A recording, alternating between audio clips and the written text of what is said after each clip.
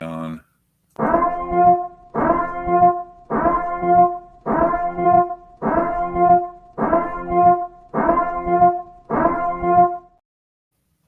All right, has anyone noticed this trend among some of our government experts lately?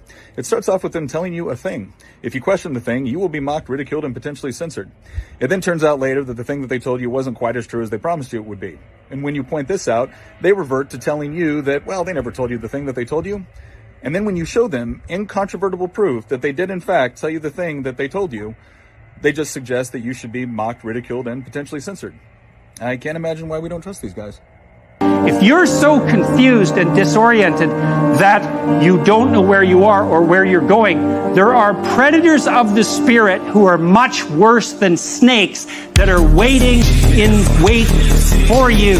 And the probability that you'll move from aimless, hopeless, joyless anxiety to nihilism, corrosive bitterness, and genocidal fantasy in the fundamental extreme is very high. And so that's possession by a predator of the spirit in the desert of the soul. And that's real.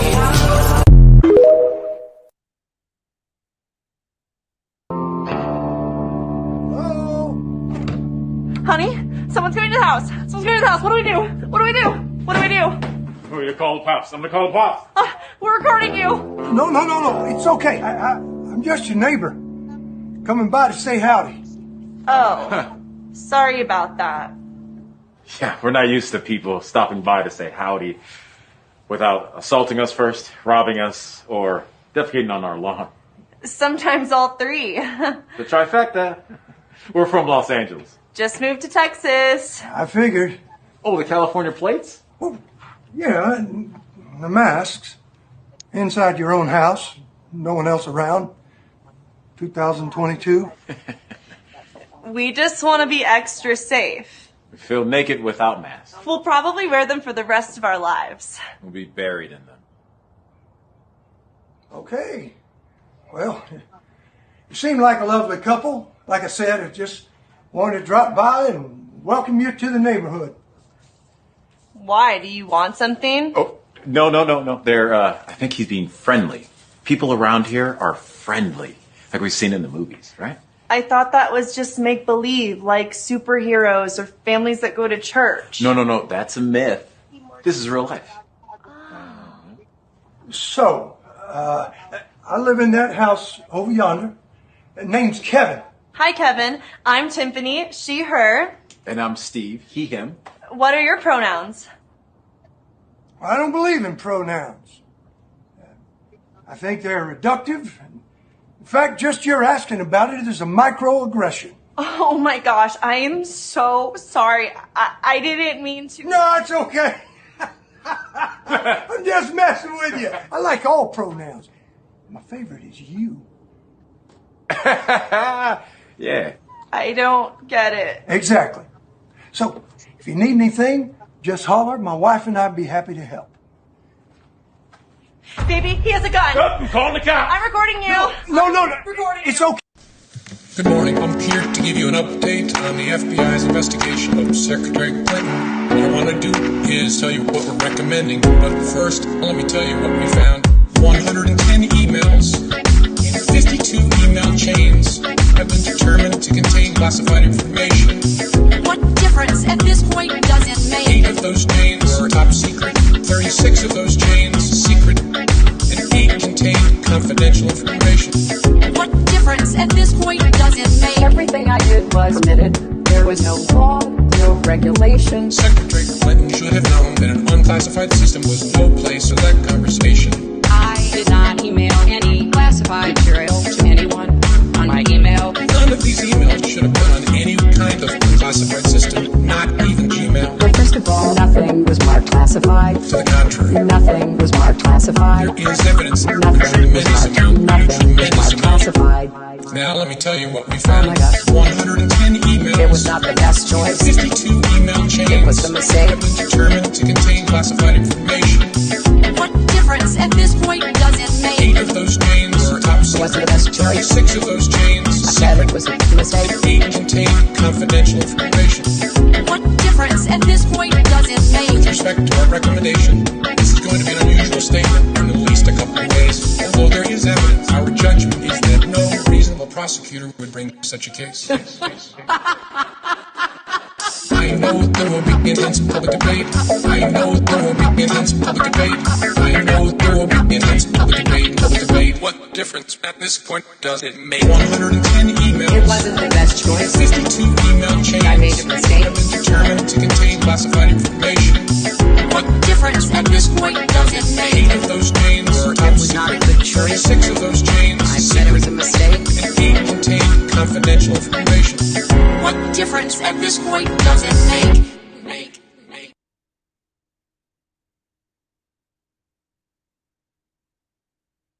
Hey, everybody. Hey, Chuck. Hey, everybody out there in chat land. Let's see, Lisa's out there and in here. Daniel, hey. Hey, Carol.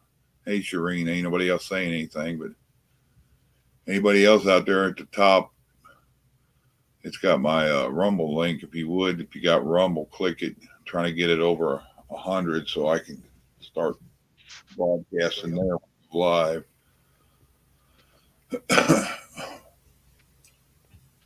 Oh, now I can see chat. Hey, Bonnie. Hi, Lisa. Hey, Daniel and Carol. It says we got 10 out there. No talking. How's your mom doing, Bonnie? She's doing better. She started walking some without the walker today. So we're hoping to be able to leave tomorrow. Awesome. Yeah, you need to take a note to the coach. Dear coach, Bonnie's mom can't participate today.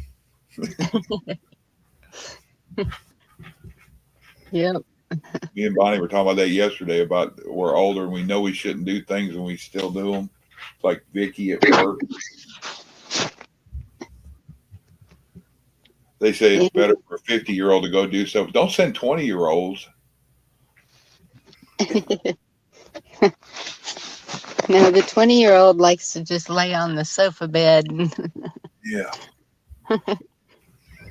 They might get their feelings hurt. It's okay if you hurt your back. Did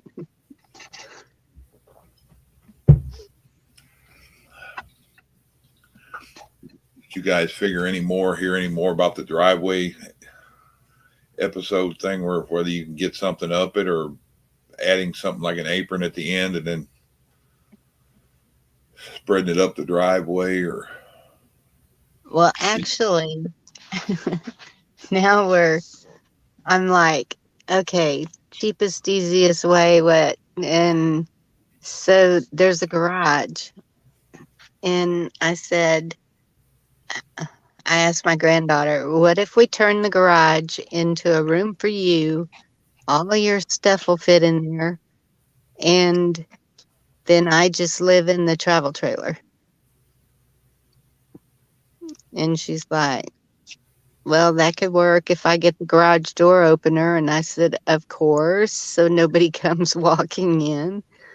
you have to put a bolt or something, put stuff in there and unplug that opener where nobody can just, you got a side door to go in and out of there, right? Yeah. And that's what I told her. I said, surely it locks from the inside.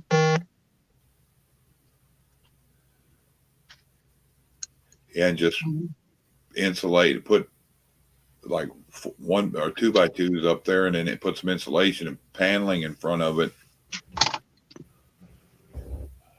Yeah, it's already got the studs. Like, it was framed out, and then outside walls were put on it. So just insulation in between those studs and the wall, and there you go.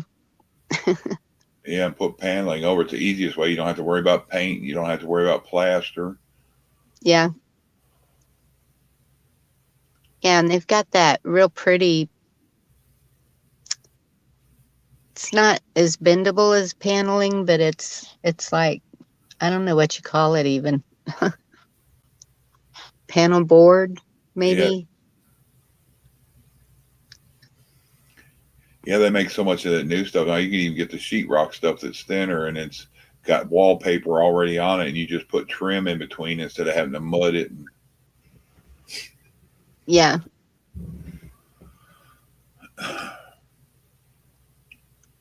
How big is the garage? Is it 2-car or? Well, it's 1 car and a workshop, so it's pretty good sized. I mean, it's like a 2-car garage. They put a car in it, or is it just stuff? Well, the motorcycle's in there. So, but they got a canopy, and I can get a cover for it and to keep it protected for me. Or if you get one of them buildings out there, you said you had one. I don't know if it'll drive up in it, but you could always add double doors on the side, put a ramp, and drive it up inside. Yeah. Well, the one storage shed has double doors. We could pull it up in there, but yeah, we'll have to empty one of the outbuildings to put all the tools and equipment in. You're going to be consolidating 2 houses, so you probably end up having a garage sale. So, oh yeah, I will definitely thin out my stuff and then get a storage unit. Storage unit will be a lot cheaper than making payments on a home or whatever we were going to get out here, and just do that until whatever. What? Yeah, so you have to thin. Thinning them cats out would be a good thing too. But like you said, it's like, where's my cats? Oh, the cats are definitely going to get thinned out. Yesterday I saw an orange one run across the living room, and I said, Mom, the orange cat's in the house. And she said, yeah, I named it. And I said, you what? You can't name it. Oh.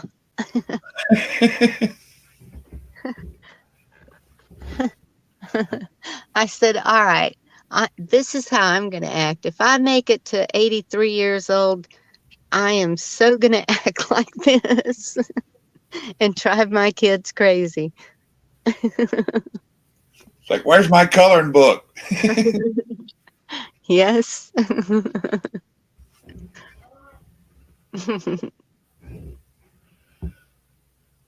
So how's it going out there for everybody out there? Hey, Willie.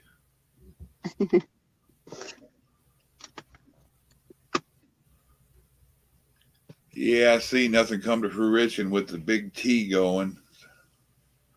I figured it was. Anytime they mention a date, it'd be like, okay, I can go bet in Vegas on that date that nothing will happen.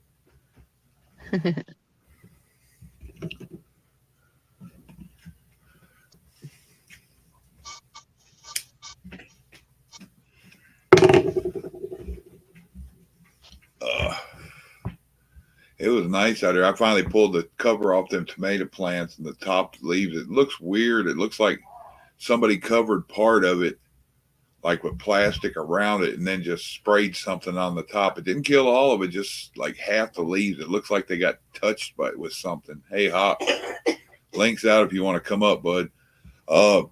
It's just part of them's like, kind of like, remember last year when he said all this stuff was falling and some of the leaves were getting it on. The next thing you know, those were kind of poorly looking. Yep. Well, these look weird, I guess the best way to put it. I hope it don't kill them, but it's still early enough. It didn't really matter, but I was 2 or 3 weeks ahead on tomato growth, and that was on the early girls, which would have put me getting tomatoes probably the end of next month. Hey, Faith. Hey, Ron. Or Ron. Yeah. Ronan, the link's out there, bud. We went to the dollar store and I got the pool noodles, and I already have a whole bunch of gallon jugs. And so I ordered the nutrients, and I'm going to do the hydroponics And someone had told me that you have to start them in water, or that it might be too much of a shock. But one of the videos I watched today, they had started them in dirt and then put them into the hydroponics. So when I do that, I'll do a video on it. All right. Yeah, Rabbits was telling me about the stuff, but I never dug in depth. We were going to do that here. Remember, that guy come over and we were going to get the shed ready, and then next thing that stopped. Mm-hmm. That's when he fell by the wayside. Wasn't long after that. It seems like the easiest, cheapest route right now, because you can do them in your house, you can do them anywhere, because of the milky substance that appears on the vehicles and everywhere. I just think it'd be safer to do the hydroponics. Yeah, me and Bushcraft were talking about that earlier, and I'm almost thinking about that room that we were going to put that in, and taking the tin off the top of it, that corrugated tin, and buying that clear corrugated plastic and put over it. And you get the sun during the day, and if I get a couple little solar panels, maybe it'll run the lights at night for it. Yeah. So I just sent you guys all a link because Dee was going live, and then I went to my YouTube, and you were live. What, Dee goes live too? She's going to go live at 12:30. I sent you all the links to it, and then seen you were live, so, well, all right. You know. What's up, Benji? Well, I Stan didn't alone, Lisa. Hey, Nora. Everybody else there, Daniel Broberg. Yeah, it's hard to find a spot when everybody you know is in a spot. Well, you're kind of big. It's probably harder to find for you to find a spot. Hello, Camo. What are you doing? What are you doing? Hiding. Hiding in plain I'm hiding. sight. Yep, hiding in plain sight. That's one Hey, of my Connie. favorite hobbies.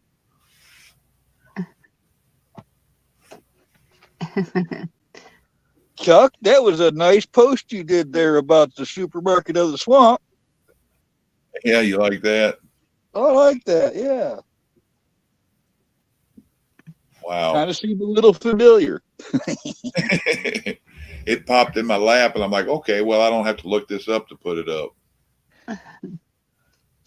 It was like me and you, we were all talking about that on the show, and then like I found it 2 or 3 hours later, and then I was looking, and I was like, oh, I forgot to post this, so I went in and threw it up. Somewhere deep on my Facebook page years ago, that almost exact post sits, along with a whole bunch of other ones. I started posting a bunch of edible plant information years ago, and maybe 2 people appreciated it. Hey, David. Hey, Deb. Here's a link if any of y'all want to come up.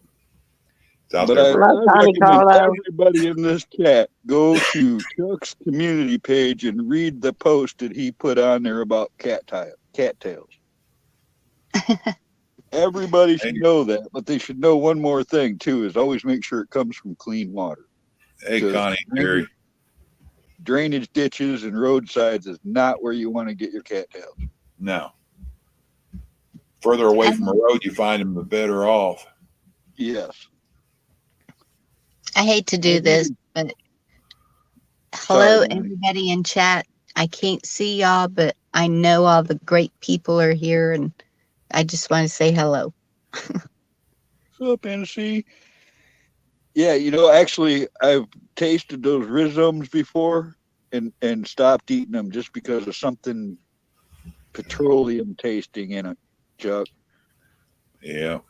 And then antifreeze and brake dust. And yeah, it wasn't close to a road, but I think it was too close to a railroad. Thanks, Faith. Hey, Frank. What's a rhythm? What's up, Jerry? Frankenstein. What's a rhizome, Carl? The rhizome is the root part of a plant, It's like a Oh. tuber. Oh, okay. You Thank can eat you. them raw on a cattail. To me, they taste like a cucumber, and they're super high in vitamin C. In that part you were talking about 8 inches up the stalk, I was reading that. That's the part that right past where it's tender is the part that's like asparagus. You just have to cook it longer. Oh, you just made me want wild asparagus. I love asparagus. I like that wild stuff that grows around here.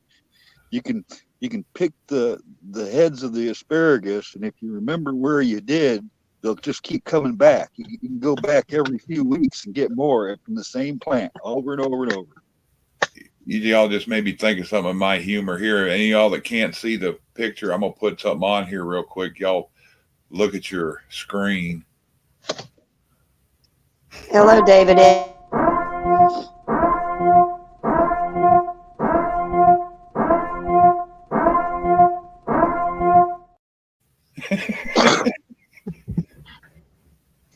Again. Oh my goodness. Lifted that up last night when we were all talking. You know, I got a bone to pick with you.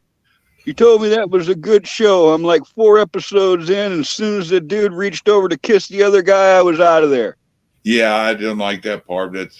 I forgot about that. There's so much other better that's like True Blood. I used to like watching that, and then, oh God, if I got to see any more of this, I'm gonna quit watching it and it'd go away. Then that was messed up.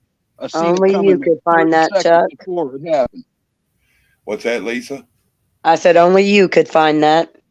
What's that little video He snippet? made that. Yeah. He made that backstage the other night. Holy Toledo. I took somebody else's meme and stripped the audio and added I sped up the horn, but added that to it. Oh my goodness.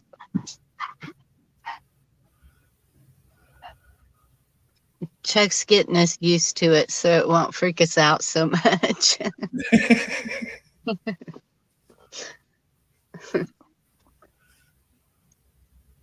don't know about y'all, but I'm kind of numb to all this malarkey. Yeah.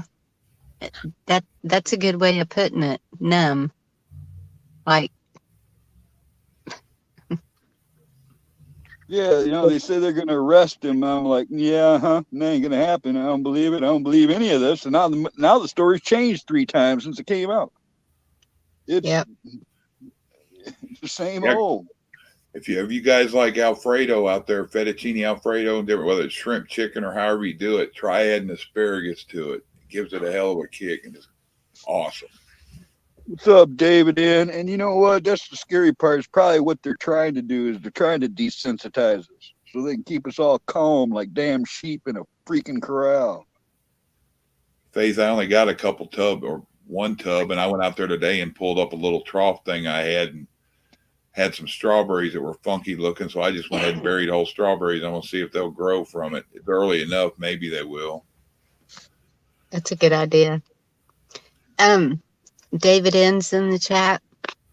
Yeah, David, I asked him to come up, but I want to tell y'all. Just use the same word desensitized as I did at the same time. Don't freak me out, Daniel. But David N, he is a beast. You know that trike that he rides? Yeah.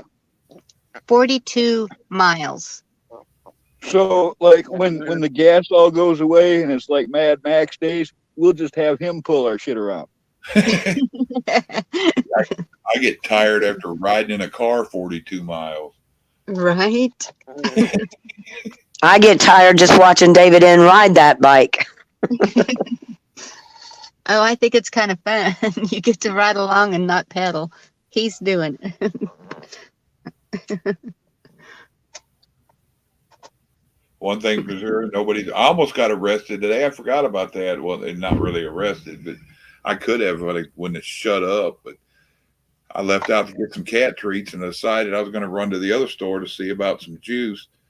And one of these stupid water trucks around here for the oil field waits till I get about 50 feet away and decide to pull out in front of me and going the same way I am. So I just went on around him because there was nothing coming.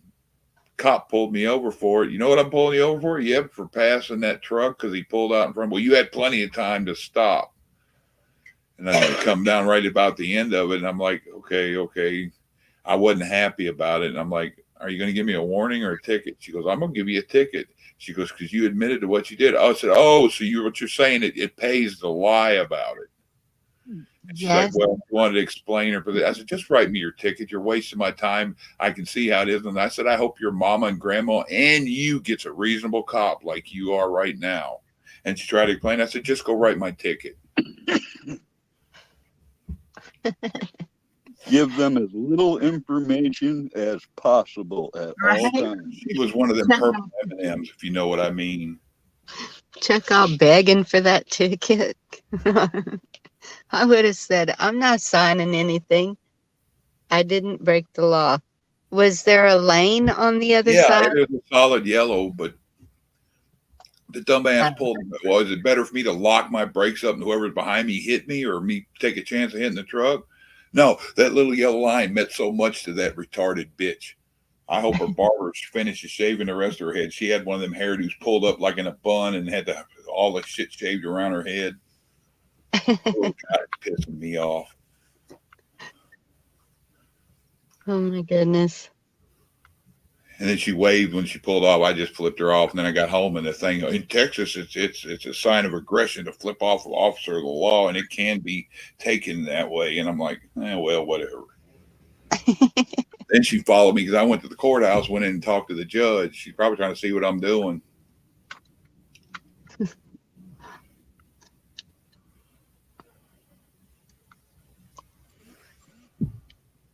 Goodness, Chuck.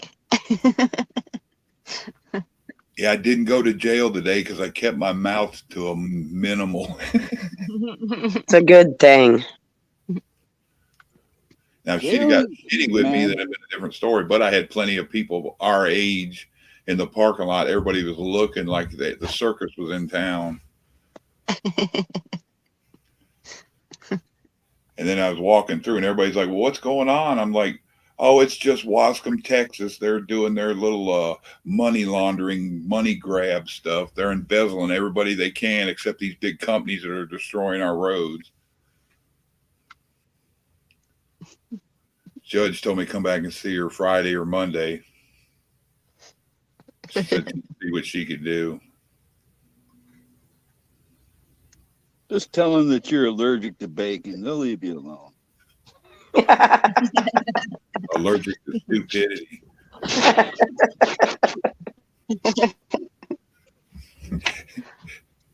I'm so allergic to stupidity, it makes them swell up in knots.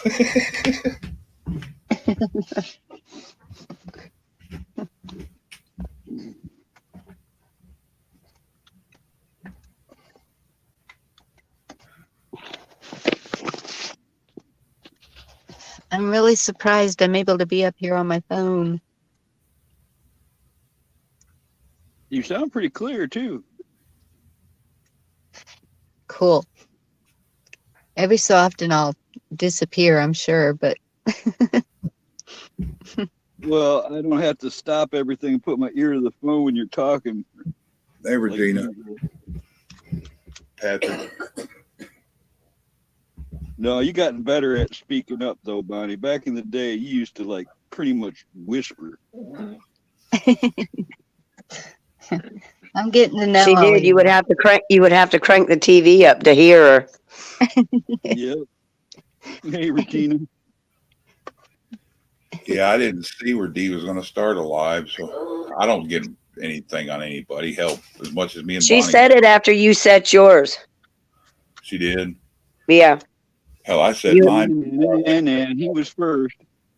Yeah, because he called me and said we're going live, and I went, do what? I don't think she'll care either. She probably just wants to put something out there, and then she'll probably end up over here. Yeah. If I go live tomorrow night, it's gonna be Yeah,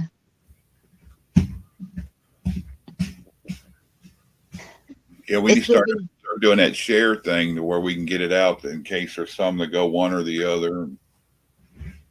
Yeah, it's gonna be really serious, but it's I think it's needed, but then we'll have fun. But Bonnie, everybody already knows I'm an asshole. No, But we all love you, Chuck. It's not like that. I know. I'm just trying to add humor to it. I try to laugh about everything because you can't just sit and sulk about it. And it's real life. It's not spaceships and aliens or the crater Are you so sure about that? Chuck, is that a new Rumble channel you just made, or did you have that? I subbed to you. I don't know how to. I had another one. You remember it was at Joe Q, and I didn't like it. That was me making fun of Lucy and Peanuts and what was his name off of? Oh, I do remember that. All right. Well, I've had that one a while. Find me on there too. I'm on Rumble too. Yeah, let me find that. I don't know how to I'll share drop my it out. channel. I tried to find my own homepage kind of deal, and it wouldn't show me. Copy. Anybody out there, please, if you got Rumble, so I can start broadcasting there, I'm gonna drop it in chat. This is my Rumble. If anybody has tens and anybody else out here that has them, if you want to drop them out to everybody, because everybody's expecting a who I got them, but I'm afraid I'll kick myself if I go back to YouTube and try to put them in there. I'm like Bonnie. Well, you if touch the wrong everybody button on the subs phone to and you're everybody gone. on Rumble, everybody can go live. You know, if everybody just subbed to everybody on Rumble, that'll get everybody enough followers to be able to do what they want. Yep, because I think what they say you had to have 100. I think I thought they said 50, but maybe so. It's 100 All right. Well, because I'm on for 100 two people. channels on Rumble. I think we know 100 people. Just do we know 100 on Rumble? Yeah. Oh goodness, I guess I'm gonna have to go to Rumble. The Telegram, I'm already on that, and the notifications. Rumble's very easy, Bonnie. It's a lot like YouTube. Well, and it doesn't mean that we have to leave YouTube. I mean, it is kind of it is the battleground. I mean, you got to get it. Bushcraft streamed Tins live tonight to Rumble on his channel. See, that'd be a cool thing too. Area 111's been doing that. Yeah, too. that's RH. Yeah, that's that new. I just try to use their handles that they put out there. That's that new guest thing. So y'all can put on a guest can stream to their own destination, and they have a green room thing where everything now you can click it. You guys could be in back room and show us what you want to show, or we can talk back and forth or what have you. And I haven't used it yet. I'm just guesstimating what it is, but that's new shit in StreamYard. It's down at the very bottom under guests. Hit the little settings button. In Rumble, you can talk to each other and see chat and everything. I'm not sure. Yes, I was Hey, talking. I was talking in Bushcraft's chat tonight while he was on Tins. Hey, cat without a hat. What's up, cat without the hat? Okay.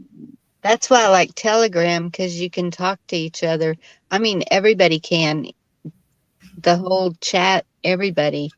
And Yeah, we were watching that movie that night, Bonnie. Remember that everybody tried to talk at once when it was off, and it was just like a dull roar. You mean like right now I was just doing? Bonnie, is it easy to sign up to Telegram? Because I know it was real easy to do Rumble. Just give them your email or something. Yes, it's very easy. it was easy with Telegram too.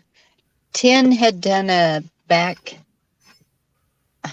It's been quite a while back. She was going to show something on Telegram that she couldn't show on YouTube, and so me and Deanna helped walk Bonnie through it. Yeah, that's right. Thank you, Lisa. I forgot about that. I did have to have some help. Yeah, She's Daniel. like, "What do I push?" Daniel, you go to sub to it. Just put @ and Psychobilly, Texas Psychobilly, all one word. They don't let you put spaces on Rumble. On those notes, I want to take a moment of appreciation for us old folks that are getting by with this technological world that we live in. Amen. Carl, I've had 4 people ask me lately how old you were. You told me one time, and I want to say you said it was like 62. Who, me? Yeah. I just like to say 6 decades. It sounds really good. I thought you said there were like 3 or 4 years difference between me and you. We're close. We're close. Because Bonnie was like, I'm the oldest one on here that does a show. Yeah, she's a cougar. I am not a cougar. I was wondering how long it was going to take her to blurt that out. Sorry, Bonnie. And if I am, where is he? Darn it. He's got some work to do. Got it. Yeah, right. He's in the friend zone somewhere.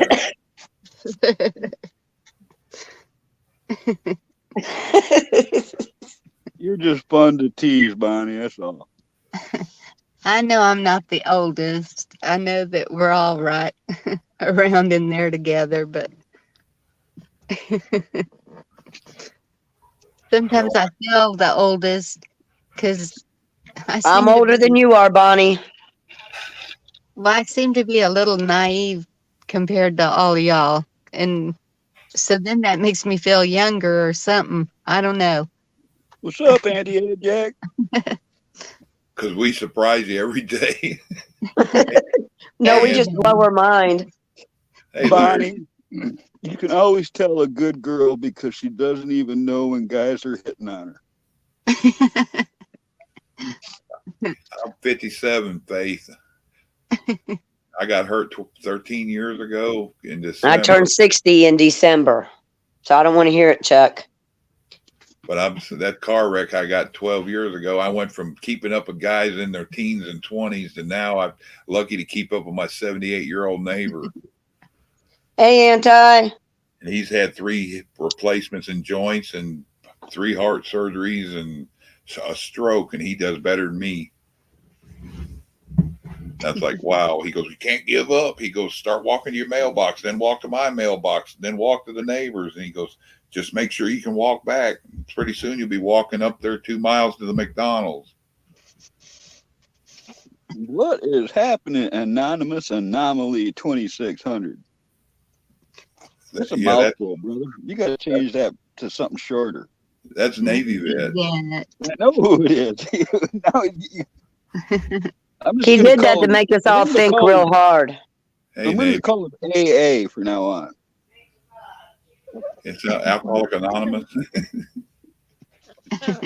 Hey, Regina. Guess that go for Auntie Jack as well. We be boomers.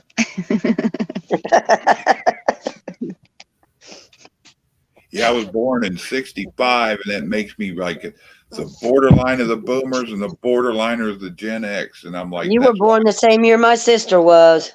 And I'm so screwed up because of it. I was 63. She was 65. But we all got the same mentality pretty much, except it's like one falls in our parents' category and one falls in us. Will you still feed me? Will you still feed me when I'm 64?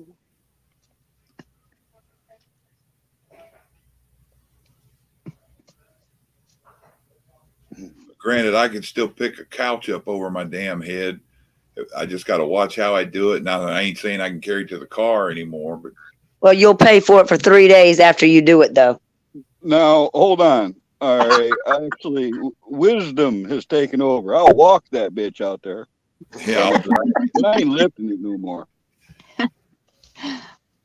I remember back in the 80s, I was working at a moving and storage place.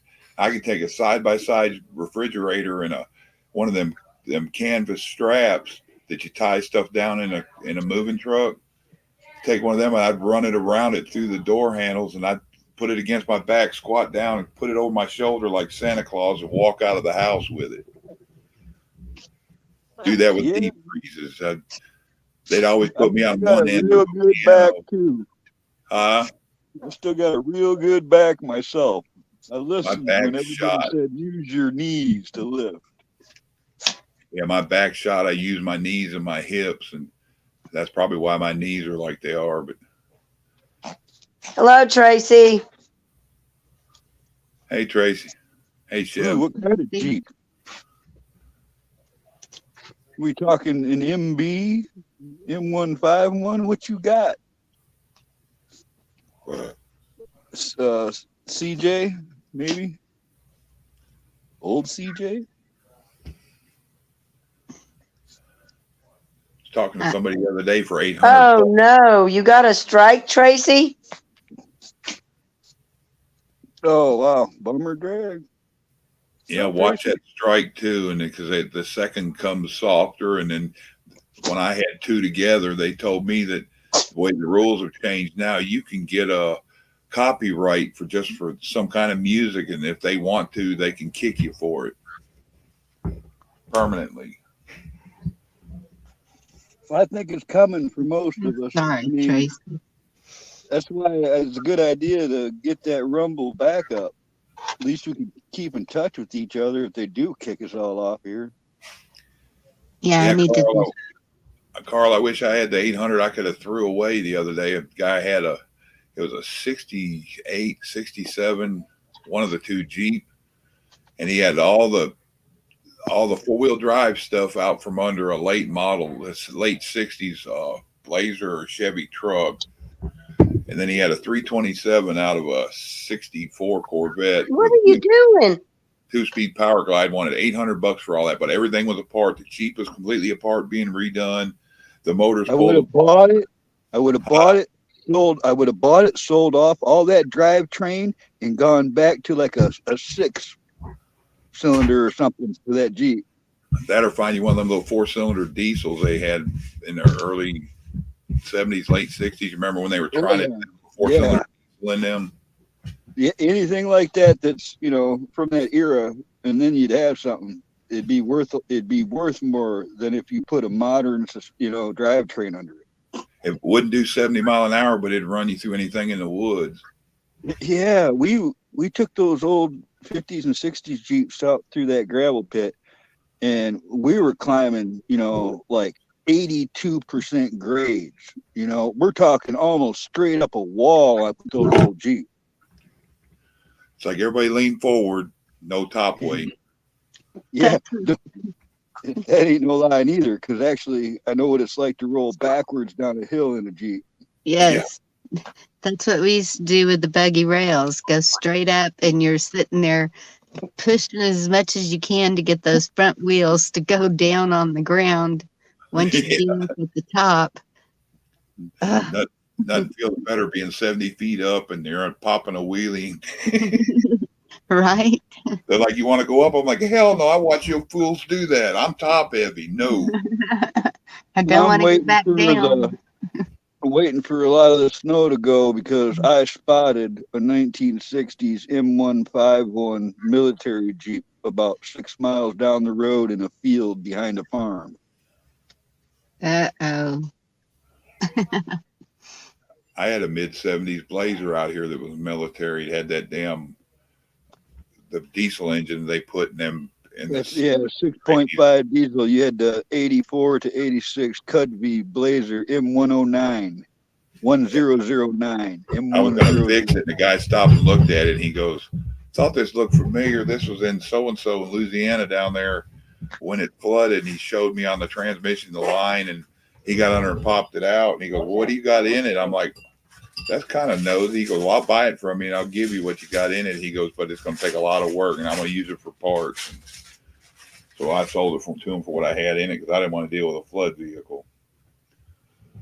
Those are good trucks, but the glow plugs are usually the issue on those. If you buy an old any of the old Cudby Chevy military converted trucks, you're going to probably have to replace the glow plugs. Yeah, that's what he was engine and it's salt water, and he said it's all the electronic parts on it need to be replaced. He said the engine's probably toast anyway. Oh yeah, well, 350 fits right in there. He goes, Okay, well, he goes, well, All what you were need you is thinking? different motor mounts. And what was weird about it, I even got a title with it, and he said that's a rarity. He goes, I'll probably use the frame and bin off of this because the nice one I got doesn't have a title, and the government won't let me have it, so it can't be put on the road. Well, Hey, what's Tennessee Ridge Runner. about those 70s Dodges and the 80s Chevys is they didn't put carpeting in them like they did in the civilian versions of them. Therefore, most of the floors didn't rot out. So, how often do you see a solid rust-free 70s Dodge floor or 80s Chevy Blazer floor? That's what this one was. That and the rocker panels were fine in the bottom of the doors, but he showed me up underneath where the salt water held in it. Okay, boys. I want to say Baton Rouge, Lake Pontchartrain area, somewhere where it got flooded out there back during Katrina. He looked at it there, and I'm like, "You made it to Shreveport." He's like, "Yeah." I know y'all can talk cars all night. Faith by nature. Thank you for saying that. Love ya. And hello, Ridge Runner. Sorry about that, Bonnie. I just wander.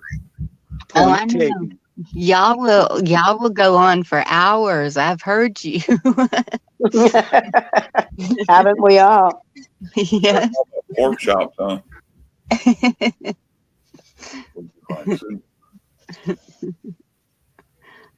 And I Good know- save, Bonnie. Good save. I know it's fun, but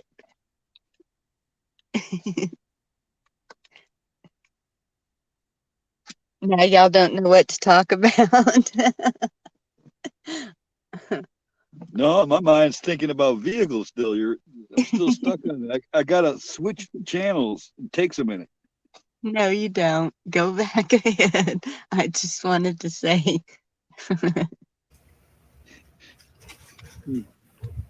I Yeah, finally found chat and I saw Faith by Nature's comment and I was like, okay, there's my girl.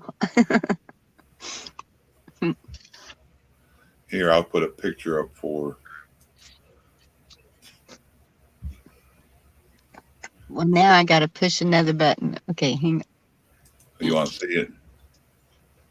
Oh, yes. That's a good one.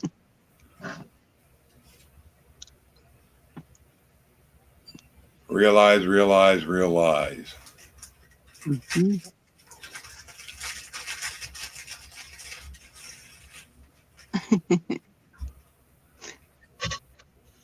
They're still talking about engines in chat. I feel left out. That's like me forever. I would still do a 67. Hell, I'll take a short bid up to like 87 Chevy, but everybody's wanting to stick these new LS engines, and I finally decided I'd like to do a Cummins engine out of a Dodge, that Cummins diesel. I like the 318s. I've had 318s now for almost 30 years. I'm really sold on these. Well, we can blame the car thing on Navy Vet tonight because he started it. I really liked my 351 Windsor. Was it a 351? Yeah, Windsor, Cleveland's, and yep. It won some races. 351 modified. Living room floor. I don't even like to go fast anymore. I just want to make sure I get there. Well, it's the start out. I like I guess it'd be a quarter. I'm that big, slow truck that everybody has to go around. And if you tailgate me, I'm slowing down.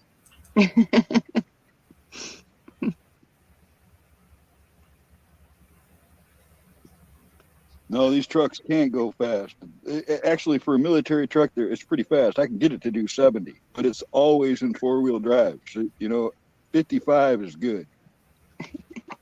Yeah, I worked at one of the shops I was at. They had a Deuce and a half there, that military bigger truck. And that truck, I found out they'll do 65, 70 mile an hour, but you don't want to do that fast in that thing. No, you don't. No, you don't. You know, those trucks, the M35 Deuces, they were made by White, REO, GMC.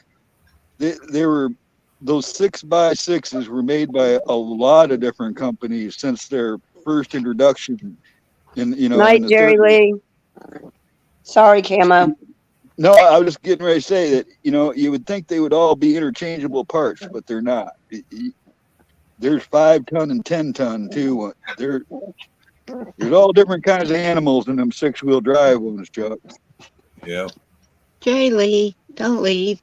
I was just fixing to say, I love the way Jerry Lee just pops in with history was a lie. And when y'all are talking about all this other stuff. Yeah, history is a lie. I got a thing on that too. Where's it at? Right here. Right on, runner.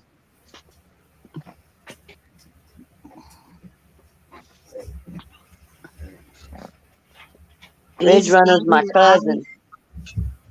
Is that really a lie right there? No, the history doesn't say that, but that's what happens.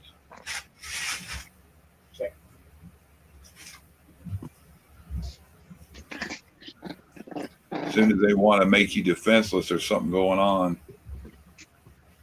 And I can't remember if I learned how to drive with a stick, and I can't remember if it was my grandmother's Dodge Dart, or my mother's Duster. One of the two.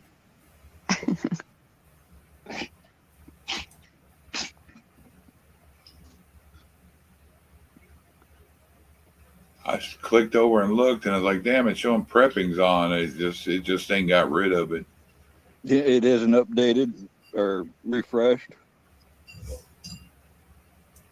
That's a pretty good ride there, Patrick. I've heard people say that those are really reliable trucks. Yep. I'd like to find one of the old Airstream drive them, the ones you drive, but hell, bad enough just to get a pull behind. They're crazy price, and you get a shell. What was that movie, Spies Like Us, where they took the RV into Russia? Yeah, Winnebago. All decked out with armor and all that. Yeah. Hanging in there, Tennessee Ridge Runner. How about you, sweetheart?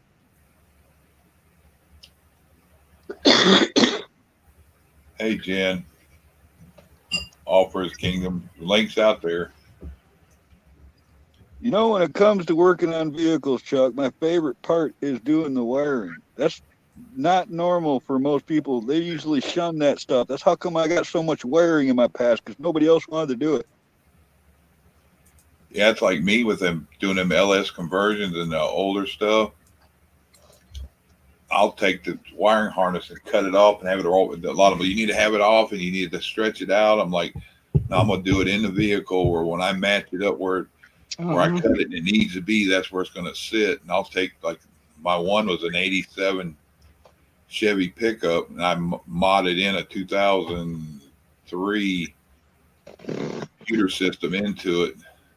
Right Every there time you say LS, you're taking me back. I had an LS6 in a 75 Silverado, 454 4 barrel, stock headers, beast. So can I ask a history question? Ask what you want. I'm just talking.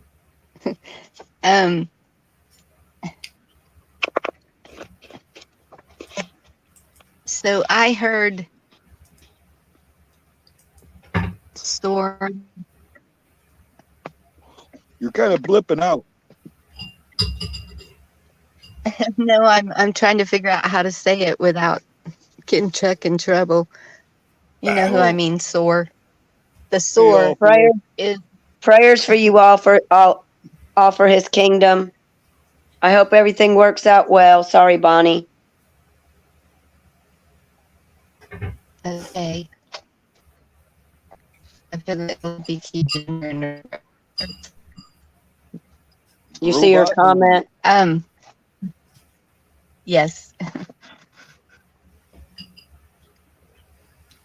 Oh, my back. This sitting in the car doing this is crazy. Lay the seat back. I don't know if that'll help. Matt. What you said, you're in a Matchbox too. So. Hey. Anyway, okay. So the sore person, from what Mr. I Jordan. understood, was the one who sent everyone into the Holocaust. So was Hitler really, really a bad dude? Did he do other things that... I've heard two different things about that, Bonnie. I've heard he was bad, and then I also heard that he was good. So I heard that he was talking about GS. What I've seen is he was protecting the people of his country and getting Yes. rid of the ones that are Khazarians. And put it this way, Are you talking about George S? huh? Yes. Are you talking about George S? All right. Well, he was very, very young in World War II, and he was tasked with, he was like the youth corps over there. So he went in and he took people's stuff, all right, and was turning people into the Germans. And the way he said this in an interview is, hey, if I didn't do it, somebody else would have. So he's got no shame for the parts that he played in that. And if you go, when I get off of here, Bonnie, I'll go back and find that interview. It'll enlighten you on where he's at. Okay. I would appreciate that. Unless somebody in the chat finds it before that, because they're good. They might know exactly what I'm talking about. Well, we know that we can't believe the history books, and so it's just like... No, but you can believe it when it comes right out of their own mouths. Yeah. History's written by the top 3%, 2%, 1%, whatever. But I think it was more like kind of what's happening with our potato, that it's not him, but somebody bigger and badder. And because he was taken out for some reason, Hitler was. He spent his days in Argentina, but he, I can tell you what I heard. It was the issue between Germany and England, and they were at a peace talk, and they were going to do a stalemate and stop the fighting. And they're like, no, we got a better idea than this. Is the ones that are controlling all this shit now. They come and say, no, we'll get in the United States involved in it, and you don't have to have a ceasefire or a give up or a stalemate. You can win this against Germany if you just... It was them playing three angles and having everybody in and involved in WAR, and more money to be made, more chaos. Yep, there goes Chuck's train. Well, I know that I read from back then. I know that history seems to be evolving right in front of our faces, all right? But it's going to take some convincing before I believe he was a good guy. That's all I can say. Well, see, and I'm kind of thinking maybe it's kind of like Putin, that, you know, it's a toss-up there, too. Putin don't have these assholes in his country, and that's what he's trying to keep out, that, and he don't want them next to his house. Right. And they don't like that. But he's very religious, and he's very family oriented. And so does he treat his countrymen as such, or is it kind of like the other one in the East? Yep, Daniel, amen to that. I can't watch anything on TV anymore that I'm like, this is so obviously bullshit. People can't possibly be that stupid that would actually happen in real life. And people watching this they're stupid for watching this and believing it. Yeah. And Vicky's like, you'd ruin winning the lottery.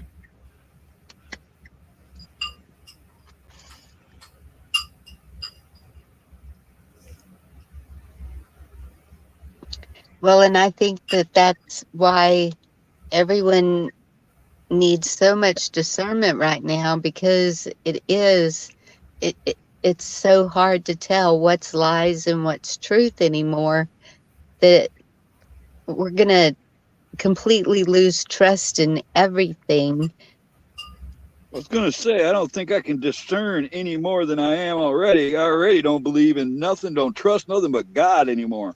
Well, if you've been believing the last 20, 30, 40, even 50 years it was a bunch of shit, then how can you believe that what went on during World War II is true? Right. And one, well, all of them, they were all just made up Yep. craziness. And sending Just- men out for having women working, making them feel independent, losing trust in men. Yeah, the Khazarians, though, behind all of it, they make money on both sides. They'll sell guns to the same two people on the opposite end of the field. Chuck, They've write that been- down. The greatest they've story been- never told. There's a documentary I saw that links them back hundreds of years. How the Khazarians were involved in Russia and everywhere else. Yep. They were exiled, and that really topped them being pissed off. Hell, the moneylenders that they speak of in the Bible that Jesus thrashed and flipped the tables over, the same family. Yeah, I've even heard that. You know, the thing is, really, when everything we know is called into question, where's that going to leave us? I've watched how Google has altered results for searches on subjects that I've looked up over the years. I've watched it evolve. I've watched the stories change. You know, there's been stories for even before the internet that when you finally get on the internet and look for it, you find out it was all bullshit. You know, it's just maddening to realize how little you can really believe in. Put it this way, they wouldn't struggle so hard to stop you from saying things if it wasn't true, because if it was fake, they wouldn't care. And they've even changed the meanings of words in the dictionary. Yep. If you look up Have a you ever meaning of heard a word now, Streisand effect. Have you ever heard of the Streisand effect? Barbara Streisand had a house she was going to sell, and the paparazzi or somebody got a hold of the information, and they put pictures out and she didn't want the public to know about it. So she fought them and had it all taken down, everything they put out to the public, which caused the public to look for it even more. The story became that, Barbara Streisand was trying to hide her house that she had for sale, so everybody went looking for it.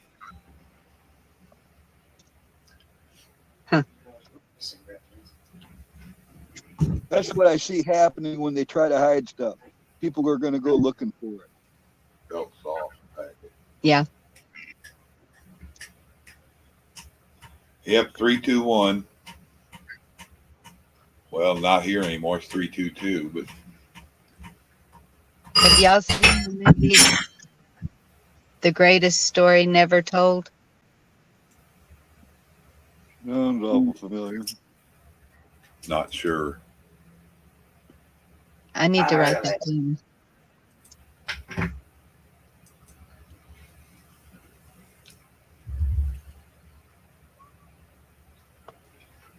Yeah, Daniel. Let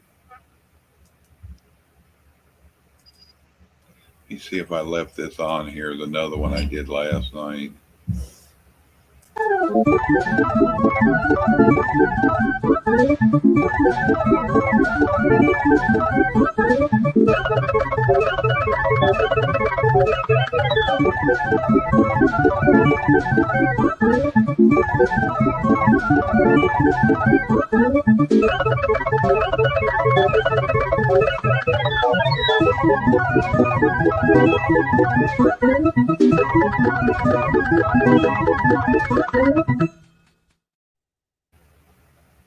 That's in France, them going nuts over there because they don't like them protesting or standing up for themselves.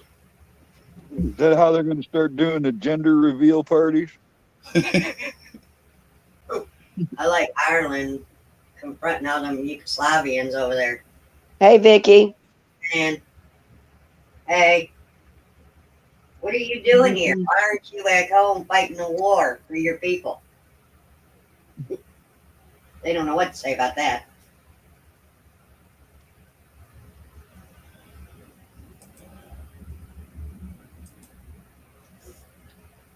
It's sad. People more worried about somebody else's business than their own. Vicky's here. Don't tell Mom.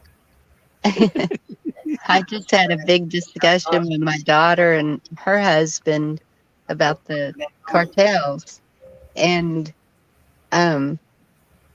she was all, I know all about it, and there's nothing to do, and if you do, I'm gonna beat your butt.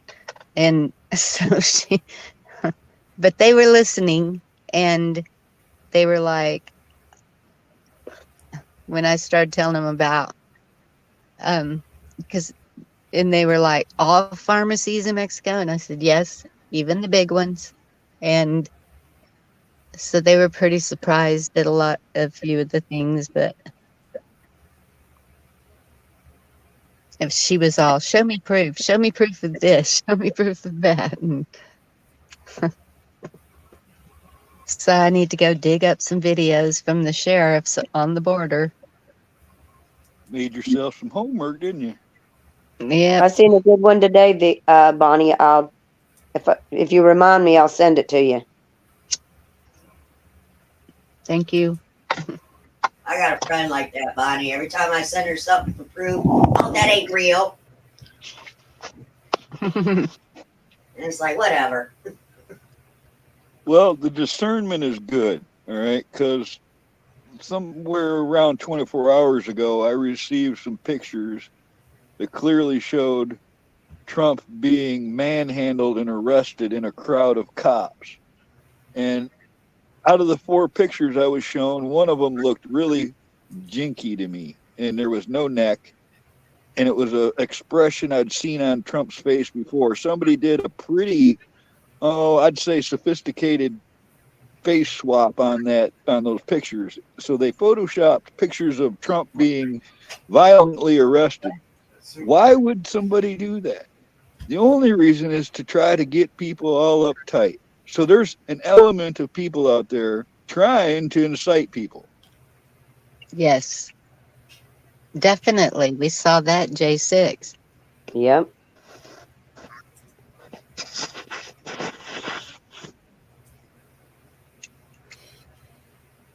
And it continues.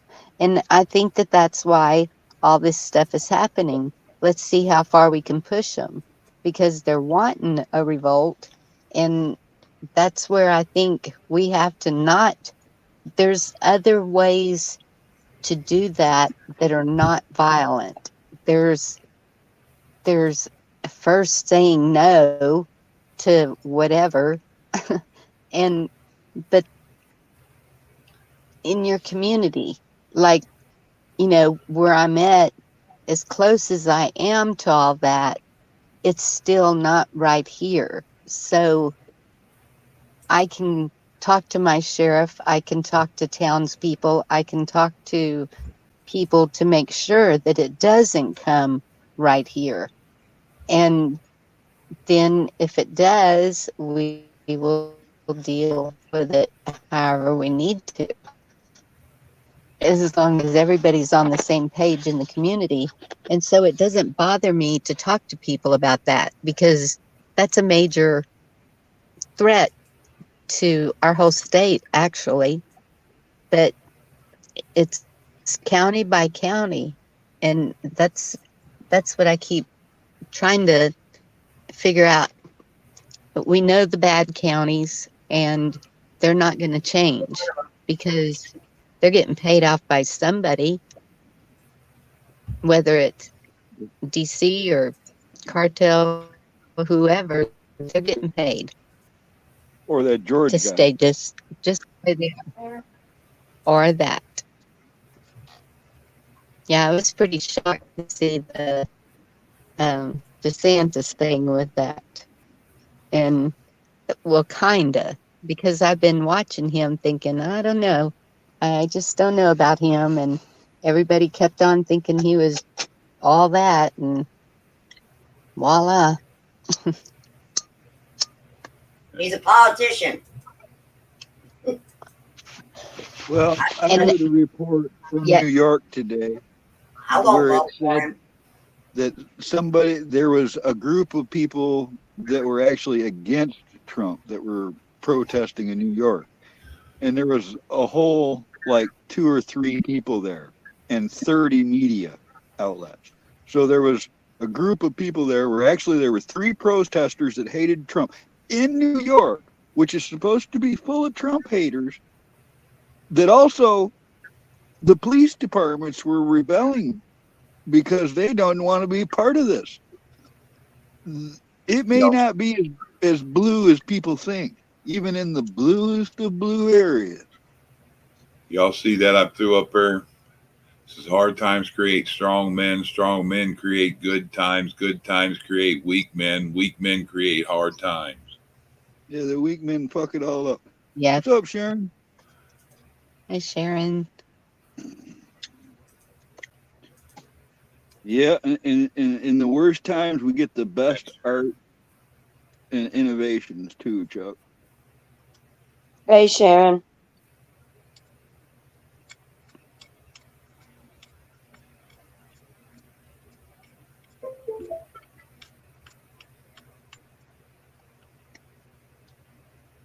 That was fun. I guess I'm updating. Everything I heard went black. something dinging. You gotta hear that go dee dee dee. Yep. Yep. I remember when you used to Black have to section. stop this thing. Let's see. Yep, that And was we know we should be supporting NVIDIA driver update.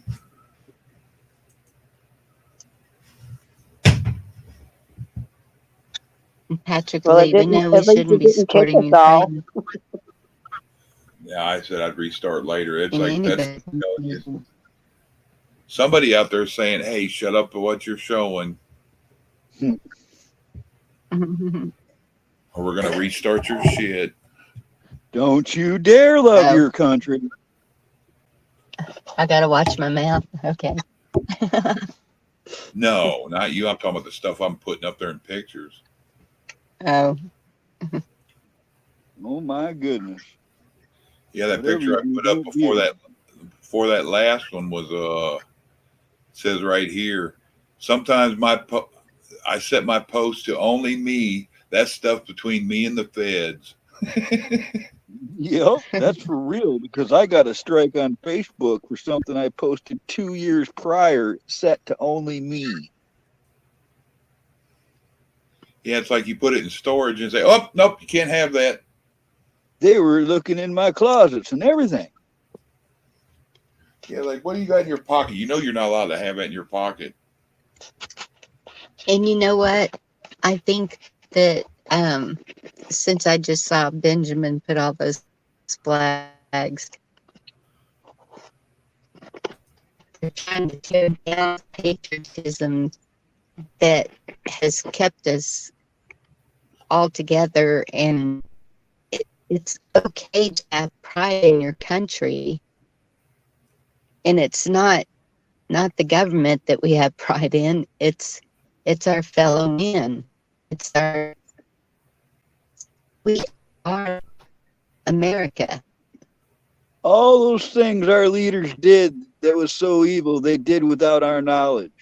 So that's a separate issue. You can't be held responsible for something you didn't even know about. Well, just about every country did that, Camo. Agreed. I'm just saying, it's like all these false flags and stuff to start wars. It doesn't make the soldiers bad guys for doing their job. It was the evil leaders that led them into doing that stuff that should burn in hell. Exactly. Right, because they didn't even know what they were going into. I don't think most of them. That's a conflicting issue for some, It's rough. Imagine being somebody that did your job well and finding out that everything you did it for was wrong. Yes. And yes, Eddie, you're right. Brothers and sisters. Camo, read what Tennessee Ridge Runner just wrote. He's a sick, twisted puppy to even think about her naked.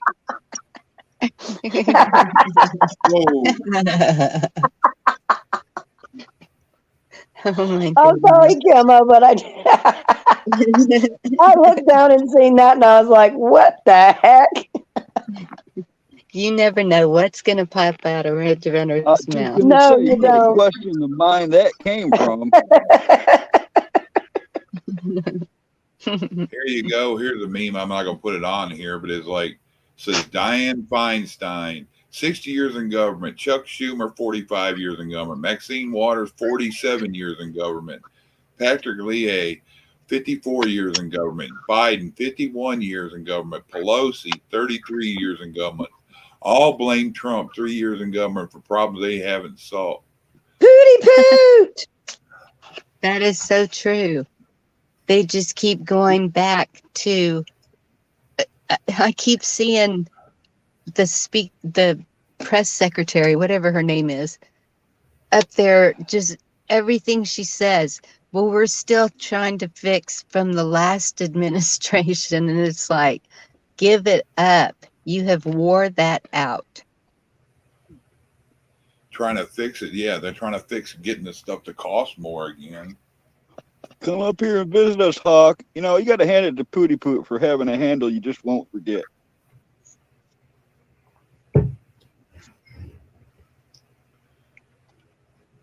Hope you're doing well, Lane. Yeah. Here's a meme right here. A man struggling to feed his family, just glad he could help bail out banks.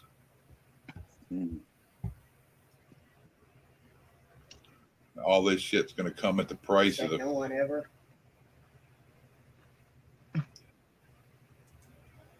all this goes back to FTX. I'm thinking that's what put the screws in it, sort of. In 2008, when I lived up north, every place around there was beginning to thrive. All the old closed bars and stores had reopened, and people were building new houses, and they were even repairing the older houses. People were putting money into their homes and everything. And that 2008 bank collapse happened, and it emptied out the counties up there. Yep. Not only did the businesses fold up, but a lot of those houses, those brand new houses, were now abandoned and owned by the banks. You guys see this? Look at your phone while you talk. Because the bank can call in a mortgage anytime they want to. It's on the paperwork. You can make your payments on time. You can pay your taxes. You can do everything all right. But if they want to, they can call in your mortgage. And that's the one thing that I'm kind of concerned about. If they do that, then I will be living in this travel trailer. Those places never fully recovered. That was 15 years ago. They still haven't recovered. Yeah. Yeah, all these people, they're giving them credit and dropping the requirements and stuff, and giving these people $1,500 a month loans that were working at the grocery store and McDonald's. Yeah. Nobody's ever given me a loan ever. Camo, look at what Tennessee wrote. He made himself sick. He didn't realize what he wrote till after he read it. Sorry, Cam. After I read what I wrote, I kind of threw up in my mouth. Nobody would let Pootie Poot talk. Pootie Poot, get up here. Faith by nature, same. Struggling to feed the kids and grandkids. Don't feel bad, Runner. Hawk wasn't much better.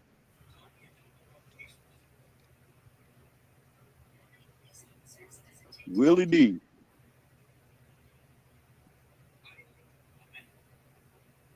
Oh, Wow. $400 worth of groceries slipped on the ice and smashed it down to a $200 package and slid under my car. Goodness. Pootie Poot's bashful. I don't believe that. Yeah, I'm shy. Me too. I thought we were all shy up here. Yep. We are. Which is funny because I never stood up in front of a class. I wouldn't, no way, man. I wasn't talking to nobody when I was younger. I was a totally different, I was sealed up when I was younger. Same. I think when we get older, we just get more aggravated and want somebody to talk to. Maybe, I don't know.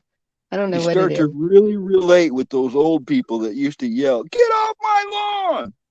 Yes. Secondhand lions sitting on the porch with their shotguns. That's a good movie. That one I have seen. I love that movie.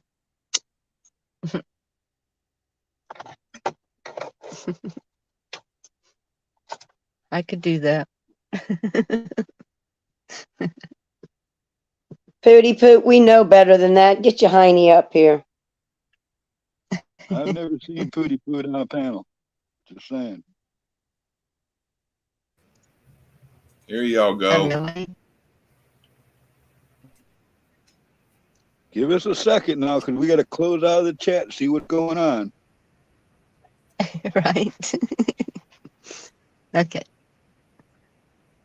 Sometimes there's some side. What's wrong with your arm? I just got the new COVID vaccine. I got a text this morning, said they could stop by the house and give it to me. No lineups or anything. It's just sometimes there's some I gotta start. side effects, and I have to let them know. But I feel good. You want to post up your other channel, Chuck?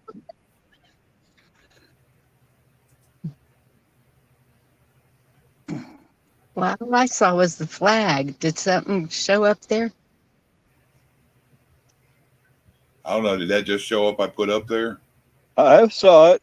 Yeah, I see it. Wrong with her. Oh, that's the side effect. I may be losing y'all. Got to plug it in, Bonnie. Make sure it's plugged in. It's plugged in, but I had to start the car because the battery's getting low. Why are you out in the car? She gets shitty signal in the camper. Yep. And Okay. I can I smoke didn't out. have to ask for that question because I know what it's like to want to get the hell away from people. Don't know, Ben. That was Tennessee Ridge Runner's at it again.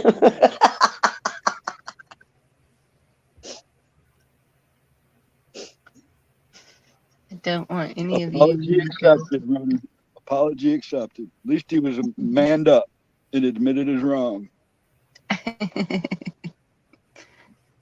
yeah. He's got me hunting a picture for him now.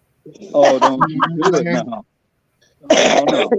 I'm not even gonna X out of chat. I'm just gonna Me either, Camo. I said don't look, Ethel. Because Lord only knows what the heck Chuck will find. That's a scary thought. I'm having to go back a year through my pictures to see if I still Oh, got Lord help us. Hootie Poot's I wanting to think see he does. Nadler. I really think he helps him. Yeah, I'll put Nadler up in a second. I think I still got it on there. Let's see. I'll let Bonnie look, and I can tell by her reaction whether I want to see it or not.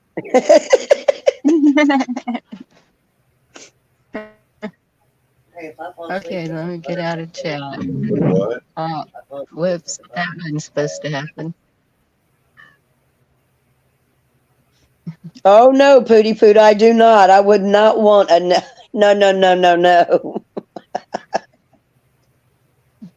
Another what? Can you imagine being stuck in an elevator with Nadler? Oh Lord, no. No. That'd be sick. After he took a laxative. Oh, you just had to add some frosting to that cake, didn't you? What?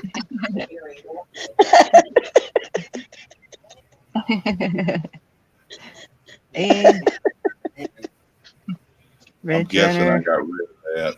Tennessee, come on, cousin. You gotta know. You gotta do better than that. I'm starting to question his, His taste. I think he might have ate too many Fruit Loops at work I'm tonight. questioning his taste from now on. Yep, his taste in women. He likes demons. He's into succubi. Oh my goodness. Yeah, I'm guessing I got rid of it.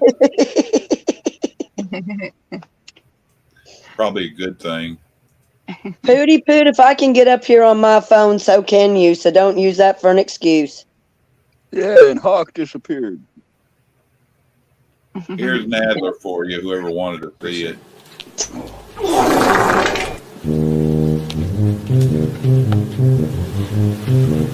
As I bring on Congresswoman Maloney, I want to join the distinguished chairman in acknowledging legislation of other members of Congress that are contained in the chairman's legislation that they are putting forth. Hard to walk with 2 pounds in your pants. Nice try, Pootie Poot. Nasty. Cool, Hawk. Cool. Yeah, Hawk's still here. He said, I'm doing stuff, and when I'm done, I'll be up. Yay.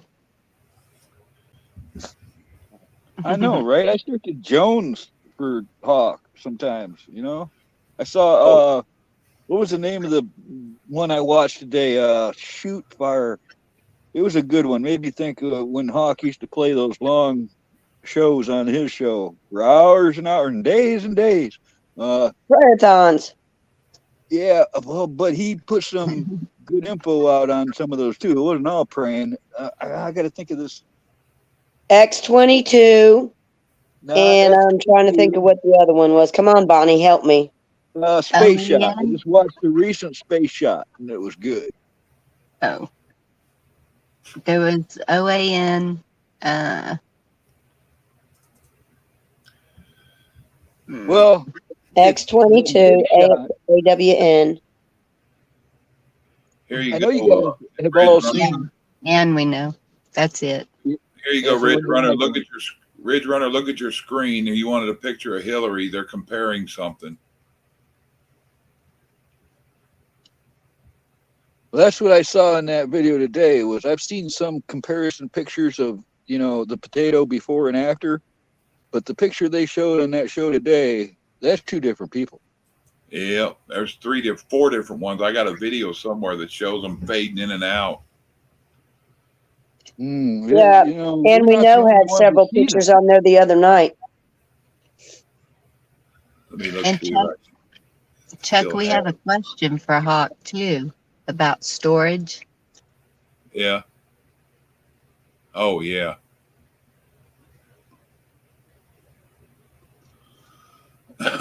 We don't know if he's at the camera right now. So come a while. Oh, I could give his ass whooped. And Cliff High. That's right. Yeah, but there was a lot more than that. There was that one guy that dressed like an Orthodox. And then there was I forget his name, sometimes you listen to that Trey guy. Hawk did a lot of shows. I remember a lot of stuff from his streams. Yeah.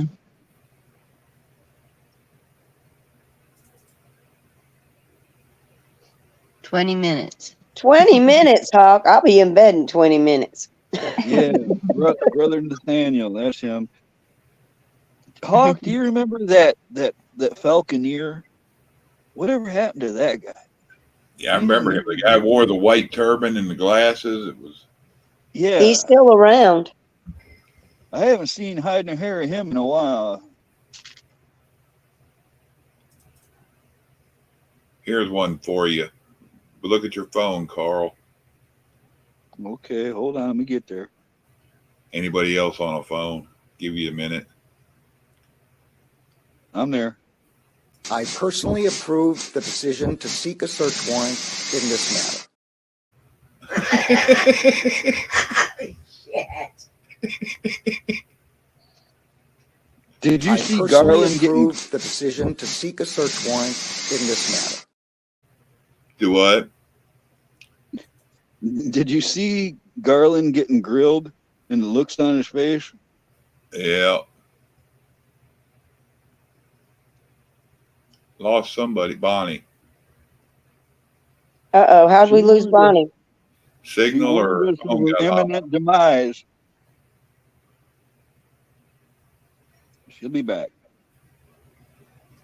I'll be back. Get to the chopper.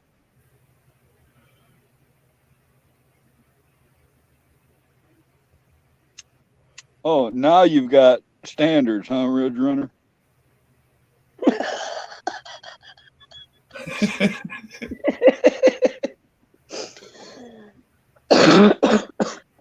Oh my goodness.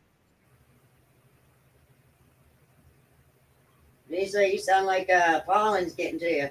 Oh, it's been a rough week. I've had a migraine for 3 days. Finally got it to ease off today, and holy Toledo, the wind kicked up. And you can just see had a bad headache too. You can just see the yellow and green crap flying in the air. If your sinuses are getting you and you got a headache from a migraine, what have you, go get you some egg rolls at a Chinese place and tell them you want some of that Chinese mustard. Put a little on it. That'll open everything up. Wasabi in it. Yeah, it's made with wasabi, but Just a little bit, not a lot. I got a brand new bottle of wasabi, and I can't eat that stuff. It's too hot for me. Can't handle it. just put a tad bit in something and breathe in and out of your nose with it in your mouth, and that'll open up all your sinuses and everything will drain. It's nasty, but it works. But I like that mustard anyway. But every time I get to where I can't breathe right or bad headache and it's in behind my eyes and nose, I'll go up there and get a couple of egg rolls and put some of that and some sweet and sour on an egg roll. It's like, okay, about 2 bites in is like time to wipe your nose and blow your nose. And okay, by the time you're done, everything's cleared up. Wasaba. Look, I've already got to have scans run on my stomach as it is now. I don't need to set it on fire before the scans. Yeah, that might get it. I don't think it would never bother mine, but it will get to your nose. Well, so will horseradish will too.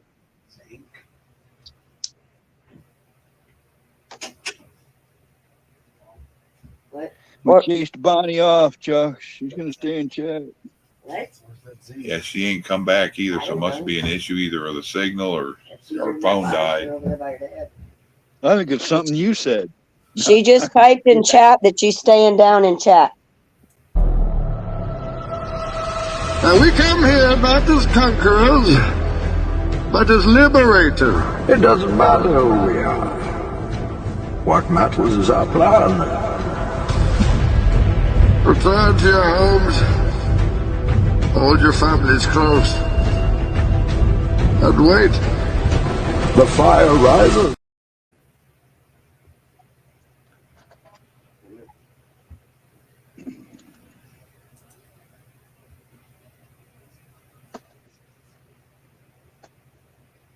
Did you knock yourself out? No, I was just reading the chat. You got that zinc over there? I saw a very twisted version of the Bane Batman scene from the movie. Have you ever seen that?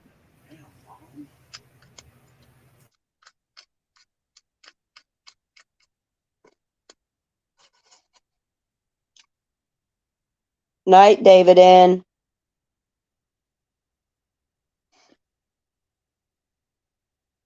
Hey, David. Remember, we need you for a mule. Things get really bad.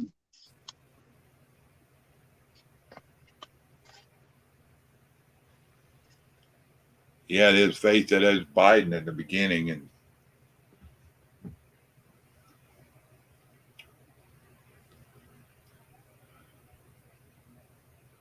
You showing something now again? What? no, I was Faith was saying she took that as Biden. I'm like, yeah, it was Biden in the beginning, and then they had the mask and his speech. Maybe that's why the cannon fire was the funeral version of that during the inauguration. The way they fired off those cannons was a military drill for either foreign diplomats or funerals. There was no inauguration gun salute.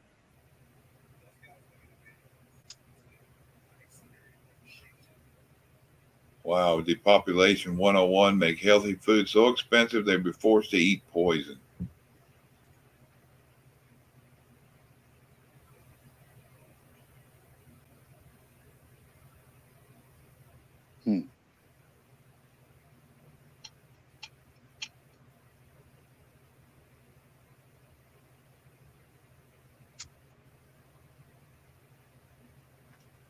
Well, no, wouldn't it be cool to see like a procession of like 40 Marine helicopters fly into New York and land, and they go and arrest all those crooked bastards?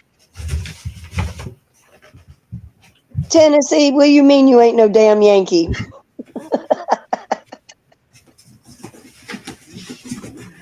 Got the light.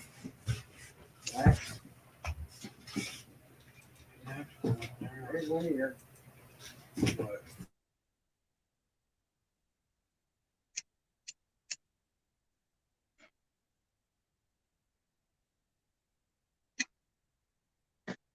How come we get a name that makes us sound like dicks and you guys get a cool name like Rebels?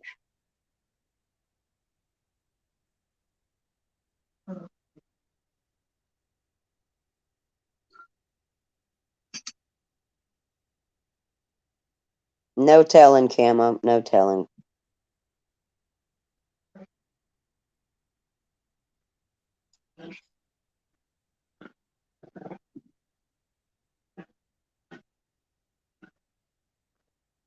Chuck, are you looking for something to play?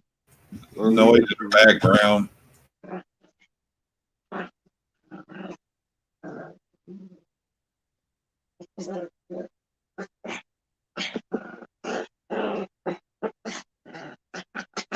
Better look out, Chuck. Tennessee Ridge Runner says them's fighting words. He liable to blow up the keyboard. Stop.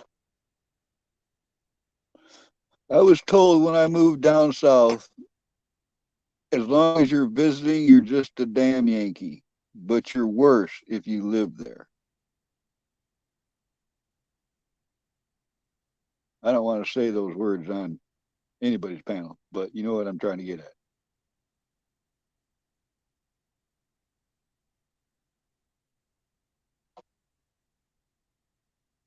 But you know what? As much as they talk about damn Yankees and all, they treated me really well down south. I loved it down there. Yeah, when I first moved down here, I remember in the early 80s, it was like everybody seemed to have this shitty attitude up north in Ohio around Cleveland. It's like somebody you didn't know, whatever, they were just rude to you or just ignore you. And down in the south, everybody wanted to talk to you. Everybody's happy and friendly. And those are probably city folk. You get up away from the cities and they're friendly.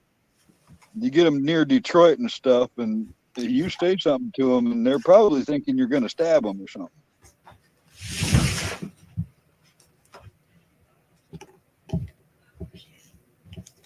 There's a definite difference from lower Michigan around the urban development than it is up north. It's way friendlier up north. Yeah, there was a bunch of them over in Cleveland. Me and Vicky used to laugh that her sister lived in one of the areas in Cleveland. Wasn't really bad. It was not great, but it was lower middle class. And everybody around there, children, old people, and all had black eyes. We used to call it black eye people. And it was like, yeah, these people fight over dinner table, I think. But just everywhere you went, everybody had at least one black eye. Even children, like 2 years old. Hello, AB. What's up, AB? Willie Yankee checking in. I'm FEMA Zone 5. I wonder if are the FEMA zones separated by the Mason? They're separated all over. You have to look that up. It's weird how they got it set up. Yep. Because North Carolina's 4.